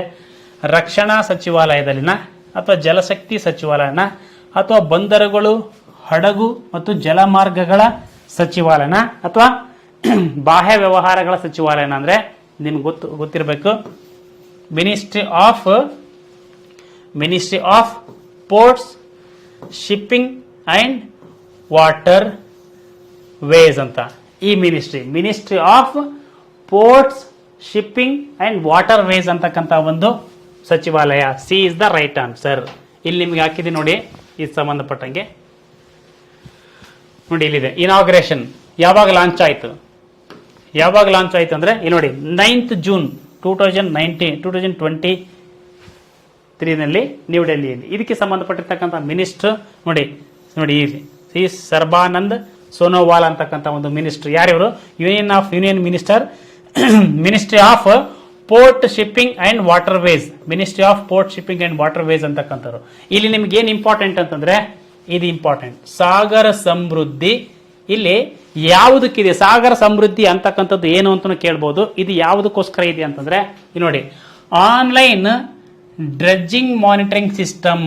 ಆನ್ಲೈನ್ ಅಂದ್ರೆ ನಿಮಗೆ ಹೂಳೆತ್ತುವ ಒಂದು ಮೇಲ್ವಿಚಾರಣಾ ವ್ಯವಸ್ಥೆ. ಹೂಳು, ಸಾಗರದಲ್ಲಿರ್ತಕ್ಕಂಥ ಹೂಳನ್ನ ಎತ್ತಿವಲ್ಲ, ಅದರ ಒಂದು ಮೇಲ್ವಿಚಾರಣೆ ಯಾವುದರಲ್ಲಿ? ಆನ್ಲೈನ್ ಮುಖಾಂತರ, ಆನ್ಲೈನ್ ಮೇಲ್ವಿಚಾರಣಾ ವ್ಯವಸ್ಥೆ, ಆನ್ಲೈನ್ ಡ್ರೆಡ್ಜಿಂಗ್ ಮಾನಿಟರಿಂಗ್ ಸಿಸ್ಟಮ್. ಈ ಪಾಯಿಂಟ್ ಇಂಪಾರ್ಟೆಂಟ್ ಸಾಗರ ಸಮೃದ್ಧಿಗೆ. ಇದು ಕೂಡ ಇಂಪಾರ್ಟೆಂಟ್. ವೇಸ್ಟ್ ಟು ವೆಲ್ತ್ ಅಂತಕ್ಕಂಥದ್ದು, waste to wealth, zero defect and zero effect ಅಂತೇಳಿ ಇದರ ಒಂದು ಕಾನ್ಸೆಪ್ಟ್ ಮೇಲೆ ಮಾಡಿರ್ತಕ್ಕಂಥದ್ದು ಇದು. ಓಕೆ, ನೆಕ್ಸ್ಟ್ ಮುಂದೆ ಹೋಗೋಣ.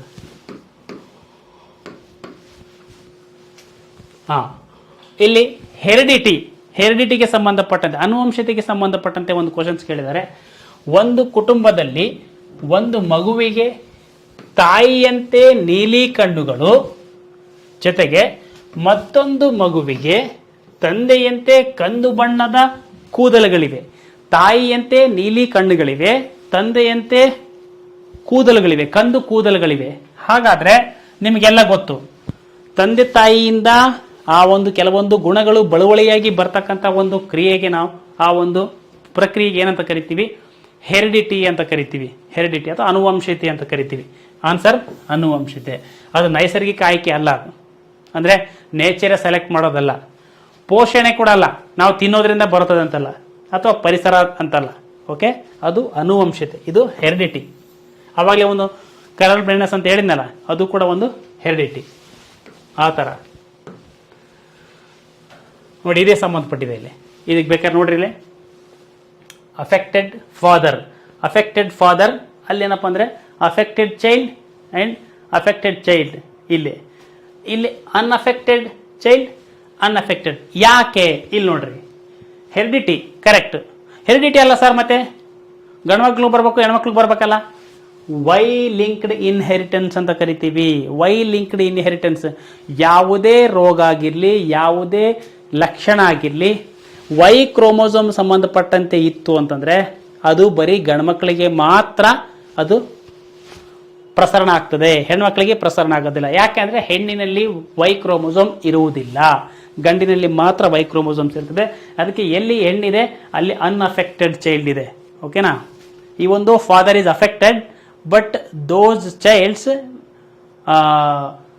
ಆ ಚೈಲ್ಡ್ಗೆ ಇದೇ ಫಾದರ್ ಕಾರಣ ಆದರೂ ಕೂಡ unaffected, because there is no Y chromosomes in these childs. Okay,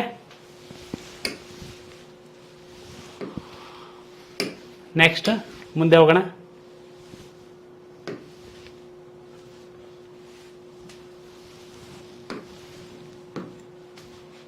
okay, 23ನೇ ಕ್ವಶನ್.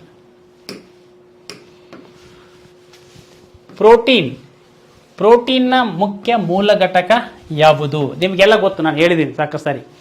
ಆಹಾರದ ಪ್ರಮುಖ ಘಟಕಗಳಾಗಿರ್ತಕ್ಕಂತಹ ಕಾರ್ಬೋಹೈಡ್ರೇಟು, ಲಿಪಿಡ್, ಪ್ರೋಟೀನು ಮತ್ತು DNA. DNA ಆಹಾರದ ಮುಖ್ಯ ಘಟಕ ಅಲ್ಲ, ಆದರೆ 4 ಪ್ರಮುಖ ಜೈವಿಕ ಕಣಗಳಲ್ಲಿ DNA ಒಂದು ಬರ್ತದೆ.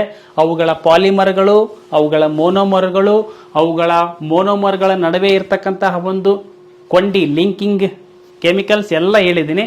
ಇಲ್ಲಿ ನೋಡ್ರಿ, ಪ್ರೋಟೀನ್ ಚಿಕ್ಕ ಘಟಕ ಅಂದರೆ ಯಾವುದು ಯೂನಿಟ್ ಅಂದರೆ ಗ್ಲಿಸರಾಲ್ ಅಂತ ಕೊಟ್ಟಿದ್ದಾರೆ, ಅಮೈನೋ ಆಮ್ಲ ಅಂತ ಕೊಟ್ಟಿದ್ದಾರೆ, ಲ್ಯಾಕ್ಟಿಕ್ ಆಮ್ಲ ಅಂತ ಕೊಟ್ಟಿದ್ದಾರೆ, ಫಾರ್ಮಿಕ್ ಆಮ್ಲ. ಸೊ ಆನ್ಸರ್ ನಿಮಗೆ ಅಮೈನೋ ಆಮ್ಲ. ನಿಮಗೆಲ್ಲ ಗೊತ್ತು ಅಮೈನೋ ಆಮ್ಲ. ಇಲ್ಲಿ ಬೇಕಾದ್ರೆ ಒಂದು ನಿಮಗೆ ಲೀಸ್ಟ್ ಇದೆ ನೋಡಿ. ಈ ಲೀಸ್ಟ್ನಲ್ಲಿ ಏನಿದೆ? ಕಾರ್ಬೋಹೈಡ್ರೇಟ್ ಇದೆ, ಲಿಪಿಡ್ ಇದೆ, ಪ್ರೋಟೀನ್ ಇದೆ, ನ್ಯೂಕ್ಲಿಕ್ ಆಸಿಡ್ ಇದೆ. ನೋಡಿ, ಕಾರ್ಬೋಹೈಡ್ರೇಟ್ ಅವುಗಳಿಗೆ ಮೋನೋಸ್ಯಾಕ್ರೈಡ್ಸ್ ಅಂತ ಕರೀತಾರೆ. ಅಂದರೆ ಇವು ಪಾಲಿಮರ್ಗಳು, ಇವು ಮೋನೋಮರ್ಗಳು. Example sugar, starch, cellulose. Okay. ಲಿಪಿಡ್ಗಳು ಯಾವುದರಿಂದ ಆಗಿದ್ದಾವೆ? ಫ್ಯಾಟಿ ಆಮ್ಲಗಳು ಮತ್ತು ಗ್ಲಿಸರಾಲ್. ಅದೇ ರೀತಿ ಪ್ರೋಟೀನ್ ಯಾವುದರಿಂದ ಆಗಿದ್ದಾವೆ? Amino acids. ಇದೇ ಕೇಳಿದ್ದೀಗ, ಅಮೈನೋ ಆಮ್ಲಗಳು. ಓಕೆ. ಈ ಕಡೆ ನ್ಯೂಕ್ಲಿಕ್ ಆಮ್ಲಗಳು ಯಾವುದರಿಂದ ಆಗಿದ್ದಾವೆ? ನ್ಯೂಕ್ಲಿಯೋಟೈಡ್ಸ್. ಎಕ್ಸಾಂಪಲ್ DNA ಮತ್ತು RNAಗಳು. ಓಕೆ, ಇದ್ರ ಬಗ್ಗೆ ಹೇಳಿದ್ದೀವಿ.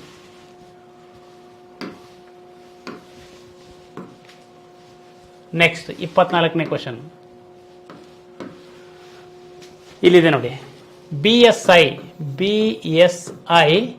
ಮತ್ತು ZSI ಇವೆರಡರ ಒಂದು ಲಾಂಗ್ ಫಾರ್ಮ್ ಕೇಳಿದ್ದಾನೆ. ಅವಾಗಲೇ GSM ಕೇಳಿದ್ನಲ್ಲ ನೋಡಿ. Botanical survey of India, zoological survey of India, ಎರಡು ಆನ್ಸರ್ ಎಲ್ಲಿದೆ?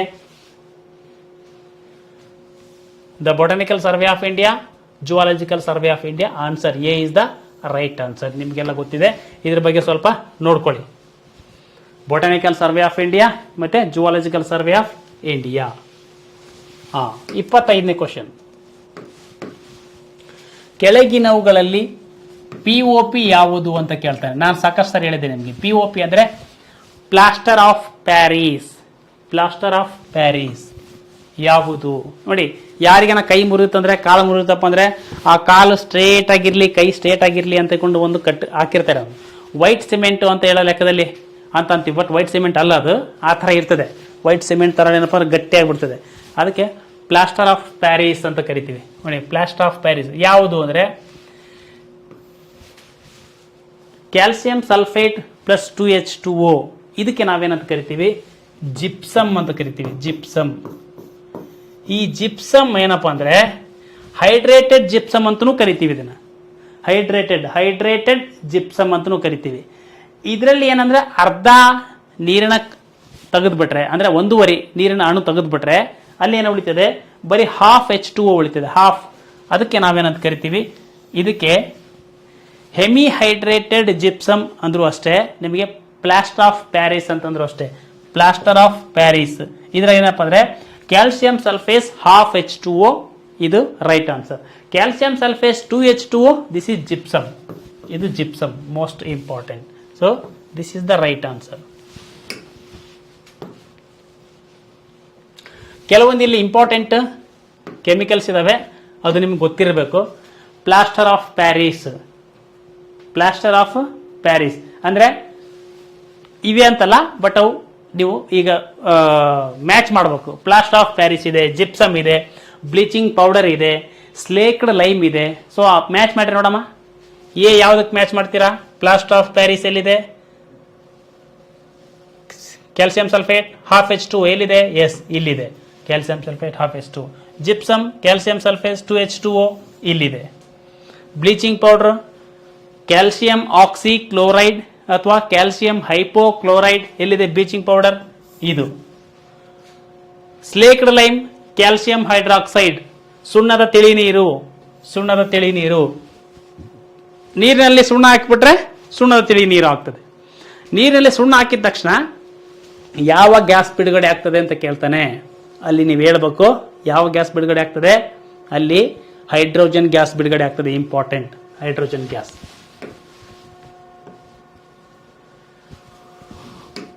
ನೆಕ್ಸ್ಟ್ ಮುಂದೆ ಹೋಗೋಣ. ಕೆಳಗಿನವುಗಳಲ್ಲಿ ಯಾವುದನ್ನು ಸಸ್ಯಗಳು ಮತ್ತು ಪ್ರಾಣಿಗಳನ್ನು ಜೋಡಿಸುವ ಕೊಂಡಿ? The link between plant and animal ಅಂತ ಕೇಳ್ತೇನೆ. The link between plant and animal ಯಾವುದು ಅಂತಂದ್ರೆ ಯುಗ್ಲೆನ ಅಂತ ಕೊಟ್ಟಿದ್ದಾನೆ, ಪ್ರೊಟಿಸ್ಟಾ ಅಂತ ಕೊಟ್ಟಿದ್ದಾನೆ, ಕಸ್ಕುಟ ಮತ್ತೆ ಯಾವುದೂ ಅಲ್ಲ. ನಿಮ್ಗೆ ಗೊತ್ತಿರಲಿ, ಈ ಯುಗ್ಲಿನಾ ಅಂತ ಇದೆಯಲ್ಲ, ಯುಗ್ಲಿನಾ ಇದು ತೋರಿಸ್ಬಿಡ್ತೀನಿ ಆಮೇಲೆ. Next answer is the euglena. ಯಾಕೆ ಯುಗ್ಲಿನಾ ಸಸ್ಯ ಮತ್ತು ಪ್ರಾಣಿಗಳ ನಡುವೆ ಇರತಕ್ಕಂಥ ಕೊಂಡಿ ಅಂತ ಕರಿತೀವಿ ಅಂದ್ರೆ, ಇಲ್ಲಿ ನೋಡಿ, ಯುಗ್ಲಿನಾದಲ್ಲಿ ಸಸ್ಯಗಳಲ್ಲಿ ಇರ್ತಕ್ಕಂತಹ ಒಂದು ಕ್ಲೋರೋಪ್ಲಾಸ್ಟ್ ಇರ್ತದೆ. ಇಲ್ಲಿದೆ ನೋಡಿ ಕ್ಲೋರೋಪ್ಲಾಸ್ಟ್. ಇವು ಸಸ್ಯಗಳಲ್ಲಿ ಇರ್ತದೆ ತಾನೆ? ಎಸ್. ಬಟ್ ಎಲ್ಲಾ ಸಸ್ಯಗಳಲ್ಲಿ ಕೂಡ ಸೆಲ್ ವಾಲ್ ಇರ್ತದೆ. ಸಸ್ಯ ಅಂದ್ರೆ ನಾವು ಇಂಪಾರ್ಟೆಂಟ್ ಆಗಿ ಕನ್ಸಿಡರ್ ಮಾಡೋದು ಒಂದು ಕ್ಲೋರೋಪ್ಲಾಸ್ಟ್, ಇನ್ನೊಂದು ಸೆಲ್ ವಾಲ್ ಅಂದ್ರೆ ಕೋಶಭಿತ್ತಿ. ಸಸ್ಯಗಳಂತೆಯೇ ಕ್ಲೋರೋಪ್ಲಾಸ್ಟ್ ಇರುತ್ತೆ, ಆದ್ರೆ ಸೆಲ್ ವಾಲ್ ಇರುವುದಿಲ್ಲ. ಪ್ರಾಣಿಗಳಂತೆ ಸೆಲ್ ವಾಲ್ ಇರುವುದಿಲ್ಲ. ಇಲ್ಲಿ ನೋಡಿ, ಸಸ್ಯಗಳಂತೆ ಕ್ಲೋರೋಪ್ಲಾಸ್ಟ್ ಇರ್ತದೆ, ಕ್ಲೋರೋಪ್ಲಾಸ್ಟ್. ಬಟ್ ಪ್ರಾಣಿಗಳಂತೆ ಸೆಲ್ ವಾಲ್ ಇರಲ್ಲ, ಬರೀ ಸೆಲ್ ಮೆಂಬ್ರೇನ್ ಇರ್ತದೆ, ಸೆಲ್ ಮೆಂಬ್ರೇನ್. ಸೊ ಬರೀ ಸೆಲ್ ಮೆಂಬ್ರೇನ್ ಇರೋದು ಪ್ರಾಣಿಯ ಒಂದು ಕ್ಯಾರೆಕ್ಟರ್, ಬರೀ ಸೆಲ್ ಮೆಂಬ್ರೇನ್ ಇರೋದು ಪ್ರಾಣಿಯ ಕ್ಯಾರೆಕ್ಟರ್. ಕ್ಲೋರೋಪ್ಲಾಸ್ಟ್ ಇರೋದು ಸಸ್ಯಗಳ ಕ್ಯಾರೆಕ್ಟರ್, ಸಸ್ಯಗಳ ಕ್ಯಾರೆಕ್ಟರ್. ಹಾಗಾಗಿ ಸಸ್ಯ ಮತ್ತು ಪ್ರಾಣಿಯ ನಡುವೆ ಇರತಕ್ಕಂಥ ಒಂದು ಕೊಂಡಿ ಅಂತ ಕರಿತೀವಿ. ಇದು ಯಾವುದು? ಯುಗ್ಲಿನಾ. ಅಮೀಬಾ, ಪ್ಯಾರಾಮಿಸಿಮ್, ಯುಗ್ಲಿನಾ ಅಂತ ಬರ್ತವೆ, ಅದರಲ್ಲಿ ಯುಗ್ಲಿನಾ ಮಾತ್ರ. ನೆಕ್ಸ್ಟ್, ಮುಂಗಾರಿನ ಮುನ್ಸೂಚಕ ಅಥವಾ ಮಾನ್ಸೂನಿನ ಮುಂಗಾಮಿ ಅಂತ ಕರೀತಾರೆ. ಯಾವ್ದು ಕರೀತಾರೆ? ಲಿಟಲ್, ಅದು ಲಿಟರ್ ಅಲ್ಲ, little little little blood tail. Little ಅಂದ್ರೆ ಚಿಕ್ಕದು, ಬ್ಲಡ್ ಟೇಲ್ ಅಂದ್ರೆ ಅಂದ್ರೆ ರಕ್ತದ ಬಾಲ ಅಂತ. ಯಾಕೆ ರಕ್ತದ ಬಾಲ ಅಂತ ಕರಿತೀವಿ ಅಂದ್ರೆ ಅದರ ಬಾಲ ಎಲ್ಲ ಫುಲ್ ಏನಪ್ಪಾ ಅಂದ್ರೆ ಕೆಂಪಾಗಿರ್ತದೆ. ನೋಡ್ರಿ, ತೋರಿಸ್ತೀನಿ ನಿಮಗೆ. ಈ ಕೆಳಗಿನವುಗಳಲ್ಲಿ ಯಾವ ಪ್ರಕಾರಕ್ಕೆ ಸೇರಿದೆ? ಏನು ಅದು ಒಂದು ಹಮ್ಮಿಂಗ್ ಬರ್ಡ್ ಟೈಪಾ, ಅದು ಒಂದು ಡ್ರ್ಯಾಗನ್ ಫ್ಲೈನ, ಅದು ಒಂದು ಫ್ರಾಗ್ ಕಪ್ಪೆನ, ಅಥವಾ ಅದೊಂದು ಟರ್ಟಲ್ ಅಂದ್ರೆ ಆಮೆನ? ನಾವು ಮಳೆಗಾಲ ಅಥವಾ ಮುಂಗಾರು ಸೂಚಕ ಅಂದ ತಕ್ಷಣ ಯಾವ್ದಕ್ಕೆ ಹೋಗ್ಬಿಡ್ತೀವಿ? ಕಪ್ಪೆಗೆ ಹೋಗ್ಬಿಡ್ತೀವಿ. ಬಟ್ ಕಪ್ಪೆ ಅಲ್ಲ, ಕಪ್ಪೆ ತರನೇ ಇದು ಕೂಡ ಏನಪ್ಪಾ ಅಂದ್ರೆ ಮಳೆಗಾಲ ಸಮಯದಲ್ಲಿ ಬರ್ತದೆ. ನೋಡ್ರಿ, ಇದು ನಾವು ನಮ್ಮ ಕಡೆ ದೋಣಿ ಅಂತ ಕರಿತೀವಿ ಇದನ್ನ. ನೋಡ್ರಿ, ಚಿಕ್ಕವರಿದ್ದಾಗ ಗೊತ್ತಿಲ್ಲ ಇದ್ದಾಗ ಇದಕ್ಕೆ ಏನಪ್ಪಾ ಅಂದ್ರೆ ಚಿಕ್ಕದೇನಪ್ಪ ಅಂದ್ರೆ ಈ ಒಂದು, ಮತ್ತೆ ಪ್ರಾಣಿ ಹಿಂಸೆ ಮಾಡಿರಿ ಸರ್ ಅಂತ ಅನ್ಬೇಡ್ರಿ, ಚಿಕ್ಕದು, ಬಹಳ ಚಿಕ್ಕದೇನ ದಾರ ಕಟ್ಟಿ ಹಿಂದೆ ಹಿಂಗೆ ಆಡಿಸ್ತಾ ಇದೀವಿ. ಹಿಂಗಿದನ್ನು ನೀವು ಕೂಡ ಮಾಡಿರ್ಬೋದು ಭಾಳ ಜನ. ಯಾವಾಗ ನಮಗೆ ಅವೇರ್ನೆಸ್ ಬಂತು ಅವಾಗ ಹೋಗಿ ಮಾಡಲಿಲ್ಲ, ಯಾಕಂದ್ರೆ ಚಿಕ್ಕವರಿದ್ದಾಗ ಗೊತ್ತಿರಲ್ಲ ನಮಗೆ, ಸಿಕ್ಕಾಪಟ್ಟೆ ಬರ್ತಾ ಇದ್ವು ದೋಣಿಗಳು. ಇವಕ್ಕೆ ಏನಪ್ಪ ಅಂದ್ರೆ ಮುಂಗಾರಿನ ಮುನ್ಸೂಚಕ ಅಂತ ಕರಿತಾರೆ, ಅಥವಾ ಲಿಟಲ್ ಬ್ಲಡ್ ಟೇಲ್ ಅಂತ ಕರಿತಾರೆ. ಬ್ಲಡ್ ಟೇಲ್ ಯಾಕೆ ಕರಿತಾರೆ ಅಂದ್ರೆ ನೋಡಿ, ಇದೆಲ್ಲ ರೆಡ್ ಆಗಿರ್ತದೆ ಇದು ಟೇಲ್, ಅದಕ್ಕೆ ಬ್ಲಡ್ ಟೇಲ್ ಅಂತ ಕರಿತಾರೆ. ಇದು ಒಂದು ಡ್ರ್ಯಾಗನ್ ಫ್ಲೈ, ಇದು ಒಂದು ಇನ್ಸೆಕ್ಟ್, ಅದಕ್ಕೆ ಡ್ರ್ಯಾಗನ್ ಫ್ಲೈ ಅಂತ ಕರಿತೀವಿ ನಾವು.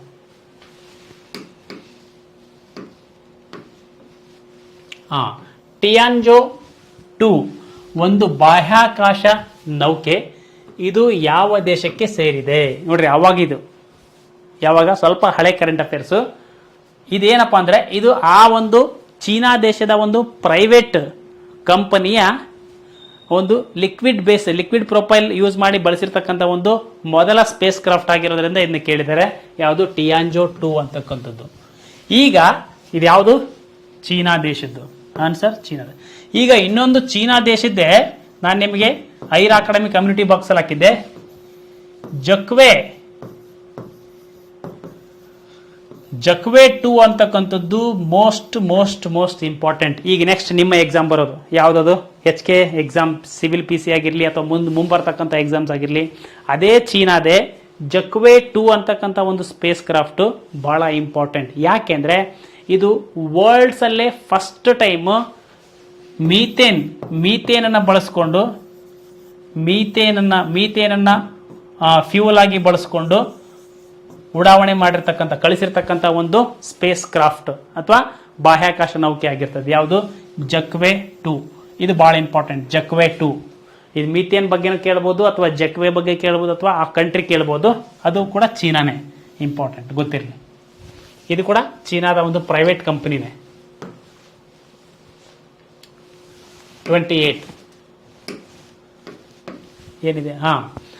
ನಮ್ಮ ದೇಹದಲ್ಲಿನ ಅತಿ ಉದ್ದವಾದ ಮೂಳೆ ಯಾವುದು? ಇದರ ಬಗ್ಗೆ ಡಿಸ್ಕಷನ್ ಮಾಡಲ್ಲ ನಾನು, ಸಾಕಷ್ಟು ಪೂರ್ತಿ ಡಿಸ್ಕಷನ್ ಮಾಡಿದ್ದೀನಿ, ಭಾಳ ಡಿಸ್ಕಷನ್ ಮಾಡಿದ್ದೀನಿ. ಇದಕ್ಕೆ ಡೈರೆಕ್ಟ್ ಆನ್ಸರ್ ಹೋಗ್ತೀನಿ. ಇಲ್ಲಿ ನೋಡಿ, ಇವೆಲ್ಲ ಟಿಬಿಯಾ, ಫೀಮರ್, ಆಮೇಲೆ ಪಿಬುಲಾ, ಇವೆಲ್ಲ ಕಾಲಲ್ಲಿರ್ತಕ್ಕಂಥ ಎಲುಬು. ಇದು ಕೈಯಲ್ಲಿರ್ತಕ್ಕಂಥದ್ದು ಅದು ಹ್ಯೂಮರಸ್. ನೋಡಿ ಯಾವುದು? ಫೀಮರ್ ಅಥವಾ ತೊಡೆ ಮೂಳೆ ಅಂತ. ಅದೇ ಚಿಕ್ಕ ಮೂಳೆ ಅಂತಂದರೆ ನಿಮಗೆ ಕಿವಿಯಲ್ಲಿರ್ತಕ್ಕಂಥ ಒಂದೇನಪ್ಪ ಅಂದರೆ ಸ್ಟೆಪಿಸ್ ಅಂತಕ್ಕಂಥ ಮೂಳೆ. ಇಲ್ಲಿ ದೊಡ್ಡ ಮಾಂಸಖಂಡ ಅಂತ ಕೇಳಿದ್ರೆ ನಿಮಗೆ ಗ್ಲೂಟಿಯಸ್ ಮ್ಯಾಕ್ಸಿಮಸ್, ಆ ಒಂದು ಫೀಮರ್ ಮೇಲಿರ್ತಕ್ಕಂಥ ಒಂದು ಗ್ಲೂಟಿಯಸ್ ಮ್ಯಾಕ್ಸಿಮಸ್. ಓಕೆ, ಚಿಕ್ಕ ಮಾಂಸಖಂಡ ಅಂದರೆ ಸ್ಟೆಪಿಡಿಯಸ್ ಅಂತೇಳಿ. ಇದೆಲ್ಲ ಗೊತ್ತು ನಿಮಗೆ, ಹೇಳಿದ್ದೀನಿ ಅದ್ರ ಬಗ್ಗೆ. ನೋಡಿ ಇಲ್ಲಿದೆ ನೋಡಿ,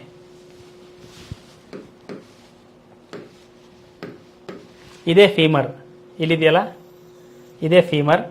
ಇಲ್ಲಿರ್ತಕ್ಕಂಥ ಫೀಮರ್ ನಂತರ ನೆಕ್ಸ್ಟ್ ಏನಪ್ಪ ಅಂದರೆ ನಿಮಗೆ ಟಿಬಿಯಾ ಆದಮೇಲೆ ಚಿಕ್ಕದು ಪಿಬುಲಾ. Femur, tibia, ಪಿಬುಲಾ. ಒಂದು ವೇಳೆ ಡಿಕ್ರೀಸಿಂಗ್ ಇನ್ಕ್ರೀಸಿಂಗ್ ಆರ್ಡರ್ ಕೇಳಿದ್ರು ಕೂಡ ನೀವು ಹಿಂಗೆ ಬರೀಬೇಕು. ಆ ಕಡೆ ಕೂಡ ನೀವು ನೋಡ್ಕೊಳ್ಳಿ.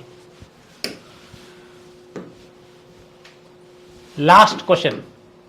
Okay, last question but not least question. Very very very very important. ಇದ್ರ ಬಗ್ಗೆ ನಾವು ಹೇಳಿದ್ದೀನಿ ನಿಮಗೆ, ಸಾಕಷ್ಟು ಟೈಮ್ ಹೇಳಿದ್ದೀನಿ ನಿಮಗೆ. ಓಕೆನಾ, ಅರ್ಥ ಆಯ್ತಾ? ಹಿಂಗೆ ಕೇಳ್ಬೋದು, ಬಟ್ ನಾವು ಎಕ್ಸ್ಪೆಕ್ಟ್ ಮಾಡೋಕ್ಕಿಂತ ಭಾಳ ಚಂದ ಕೇಳಿದ್ದಾರೆ, ಭಾಳ ನೈಸ್ ಕೇಳಿದ್ದಾರೆ ಕ್ವಶನ್. ನೋಡಿ ಏನಿದೆ, 2 ಕ್ವಶನ್ ಕ್ಲಬ್ ಮಾಡಿ ಒಂದೇ ಕ್ವಶನಲ್ಲಿ ಕೇಳಿದ್ದಾರೆ. ಮಾನವ DNA ಎಷ್ಟು ವರ್ಣತಂತುಗಳ ಜೋಡಿ ಇಂಪಾರ್ಟೆಂಟ್ ಇಲ್ಲಿ, ಜೋಡಿಗಳನ್ನು ಒಳಗೊಂಡಿದೆ ಮತ್ತು ಯಾವ ವರ್ಣತಂತುವಿನ ಜೋಡಿ ಲಿಂಗವನ್ನು ನಿರ್ಧರಿಸುತ್ತದೆ? ಫಸ್ಟ್ ಕ್ವಶನ್ ಏನಾಗಿರಬೇಕು, ಎಷ್ಟು ಜೋಡಿ ಇದ್ದಾವೆ. ಎರಡನೇ ಆನ್ಸರ್ ಏನಾಗಿರಬೇಕು, ಫಸ್ಟ್ ಆನ್ಸರ್ ಎಷ್ಟು ಕ್ರೋಮೋಸೋಮ್ಸ್ ಪೇರ್ ಇದ್ದಾವೆ. ಎರಡನೇ ಆನ್ಸರ್ ನಿಮಗೆ ಏನು, ಯಾವುದು ಸೆಕ್ಸ್ ಡಿಟರ್ಮಿನೇಷನ್ ಮಾಡ್ತದೆ, ಲಿಂಗವನ್ನು ನಿರ್ಧಾರ ಮಾಡ್ತದೆ. ಇಲ್ಲಿ ಕ್ರಮವಾಗಿ ಅಂತೇಳಿ ಕೊಟ್ಟಿಲ್ಲ. ಸಪೋಸ್ ಕ್ರಮವಾಗಿ ಅಂತ ಕೊಟ್ಟರೆ ಕಷ್ಟ ಆಗ್ತಿತ್ತು. ನೋಡಿ ಅಲ್ಲಿ ಇಲ್ಲಿ 22 ಜೋಡಿ ಇದೆ, 20 ತೆಗೆದು ಬಿಡ್ರಿ ಇದೆ. ಯಾಕಂದ್ರೆ 23 ಜೋಡಿ ಇಂಪಾರ್ಟೆಂಟ್. ಹೌದಾ, ಗೊತ್ತು ನಿಮಗೆ. 46 ಕ್ರೋಮೋಸೋಮ್, 23 ಜೋಡಿ. 23 ಜೋಡಿ ಇದೆ, ಇಲ್ಲಿ 23 ಜೋಡಿ ಇದೆ, ಗೊತ್ತು ನಿಮಗೆ. 44 chromosomes body chromosomes plus 2 chromosomes ನಿಮಗೆ ಯಾವುದು ಅಂತಂದರೆ ಸೆಕ್ಸ್ ಕ್ರೋಮೋಸೋಮ್. 44 ಅಂದರೆ 22 ಜೋಡಿ ಪ್ಲಸ್ 2 ಅಂದರೆ 1. ಹಾಗಾದರೆ ಇದು 22 ಇದಾದರೆ ಇದು 23ನೇದು. ಓಕೆ, ಇಲ್ಲಿ ನೋಡಿ ಒಟ್ಟು ಎಷ್ಟಿದಾವೆ, 23. ಬಟ್ ಸೆಕ್ಸ್ ಡಿಟರ್ಮಿನೇಷನ್ ಮಾಡ್ತಕ್ಕಂಥ ಕ್ರೋಮೋಸೋಮ್ಸ್ ಕೂಡ 23. 2 23 ನೋಡಿ, ಮತ್ತೆ 22 23 ಇರ್ಬೋದು ಆನ್ಸರ್. ಇಲ್ಲಿ ನೋಡ್ರಿ 22 ಇದೆ, 23 22 ಇದೆ, 23 21 ಇದೆ. ಸೊ ಹಾಗಾಗಿ ನಿಮಗೆ ಆನ್ಸರ್ 23 ಜೋಡಿಗಳು, 23ನೇ ಜೋಡಿ ಲಿಂಗವನ್ನು ಡಿಟರ್ಮಿನೇಷನ್ ಮಾಡ್ತದೆ. ಅದು ನಿಮ್ಗೆ ಎಲ್ಲೂ ಅರ್ಥ ಆಗಿಲ್ಲ ಅಂದರೆ ಇಲ್ಲಿ ಕ್ಲಿಯರ್ ಆಗಿ ಅರ್ಥ ಆಗುತ್ತೆ. ಇಲ್ಲಿ ನೋಡಿ, ಟೋಟಲ್ 46 ಕ್ರೋಮೋಸೋಮ್ಸ್. ಓಕೆ, ಇದು 2n ಅಂದರೆ ಪೇರ್ ಅಂತ ಅರ್ಥ. ಪೇರಲ್ಲಿ 46 ಟೋಟಲ್ ಇದ್ದಿದ್ರೆ. ಇದು ಅದೇ ಎನ್ ಅಲ್ಲಿ ಏನಪ್ಪ ಅಂದರೆ ಅರ್ಧ ಅಂದರೆ 23 ಪೇರ್ಸ್ ಆಫ್ ಕ್ರೋಮೋಸೋಮ್ಸ್. 23 ಪೇರ್ಸ್ ಅಲ್ಲಿ 22 ಪೇರ್ಸ್, ಇಲ್ಲಿ 22 ಪೇರ್ಸ್ ಇದೆಯಲ್ಲ, ಇವು ಆಟೋಸೋಮ್ಸ್ ಅಂತ ಕರಿತೀವಿ ಅಥವಾ ಬಾಡಿ ಕ್ರೋಮೋಸೋಮ್ಸ್ ಅಂತ ಕರಿತೀವಿ. ಬಾಡಿ ಕ್ರೋಮೋಸೋಮ್ಸ್ ಅಂದರೆ ಈ ಕ್ರೋಮೋಸೋಮ್ಸ್ಗಳಿಂದ ದೇಹ ಎಲ್ಲ ನಿರ್ಮಾಣ ಆಗಿರುತ್ತೆ. 1 ಪೇರ್ ಇದೆಯಲ್ಲ, ಈ ಪೇರ್ ಕ್ರೋಮೋಸೋಮ್ಸ್, ಇದು ಅಲೋಸೋಮ್ಸ್ ಅಂತ ಕರಿತೀವಿ. ಅವಕ್ಕೆ ಸೆಕ್ಸ್ ಕ್ರೋಮೋಸೋಮ್ಸ್ ಅಂತ ಕರಿತೀವಿ. ಅದರಲ್ಲಿ 22 ಪೇರ್ಸ್ ಅಂತ ಕೊಡೋಣ, ಇಲ್ಲಿ 1 ಪೇರ್ ಅಂತ ಕೊಡೋಣ. ಬಟ್ ಯಾವ ಪೇರ್ ಅಂತ ಕೊಟ್ಟಿಲ್ಲ ಅವನು, ಅದು ಗೊತ್ತಿರಲಿ, ಇಂಪಾರ್ಟೆಂಟ್. 22 ಪೇರ್ ಆದಮೇಲೆ ಎಲ್ಲ 22 ಪೇರ್ ಕಾಮನ್ ಆಗಿರ್ತವೆ ಎಲ್ಲರ ಹತ್ರ. ಅಂದರೆ ತಂದೆ ತಾಯಿಂದ ಹುಟ್ಟಿರ್ತಕ್ಕಂಥ ಮಕ್ಕಳಲ್ಲಿ. ಬಟ್ ಗಂಡು ಹೆಣ್ಣು ಬರಬೇಕು ಅಂತಂದಾಗ 22 ಬಂದು XX ಬಂದರೆ ಇದು ಹೆಣ್ಣು, 22 ಬಂದು XY ಬಂದರೆ ಇದು ಗಂಡು. ಇದೇನು 23ನೇ ಕ್ರೋಮೋಸೋಮ್ಸ್, 23ನೇ ಪೇರ್ ಇದೆಯಲ್ಲ, ಈ 23ನೇ ಪೇರ್ ಇಂಪಾರ್ಟೆಂಟ್.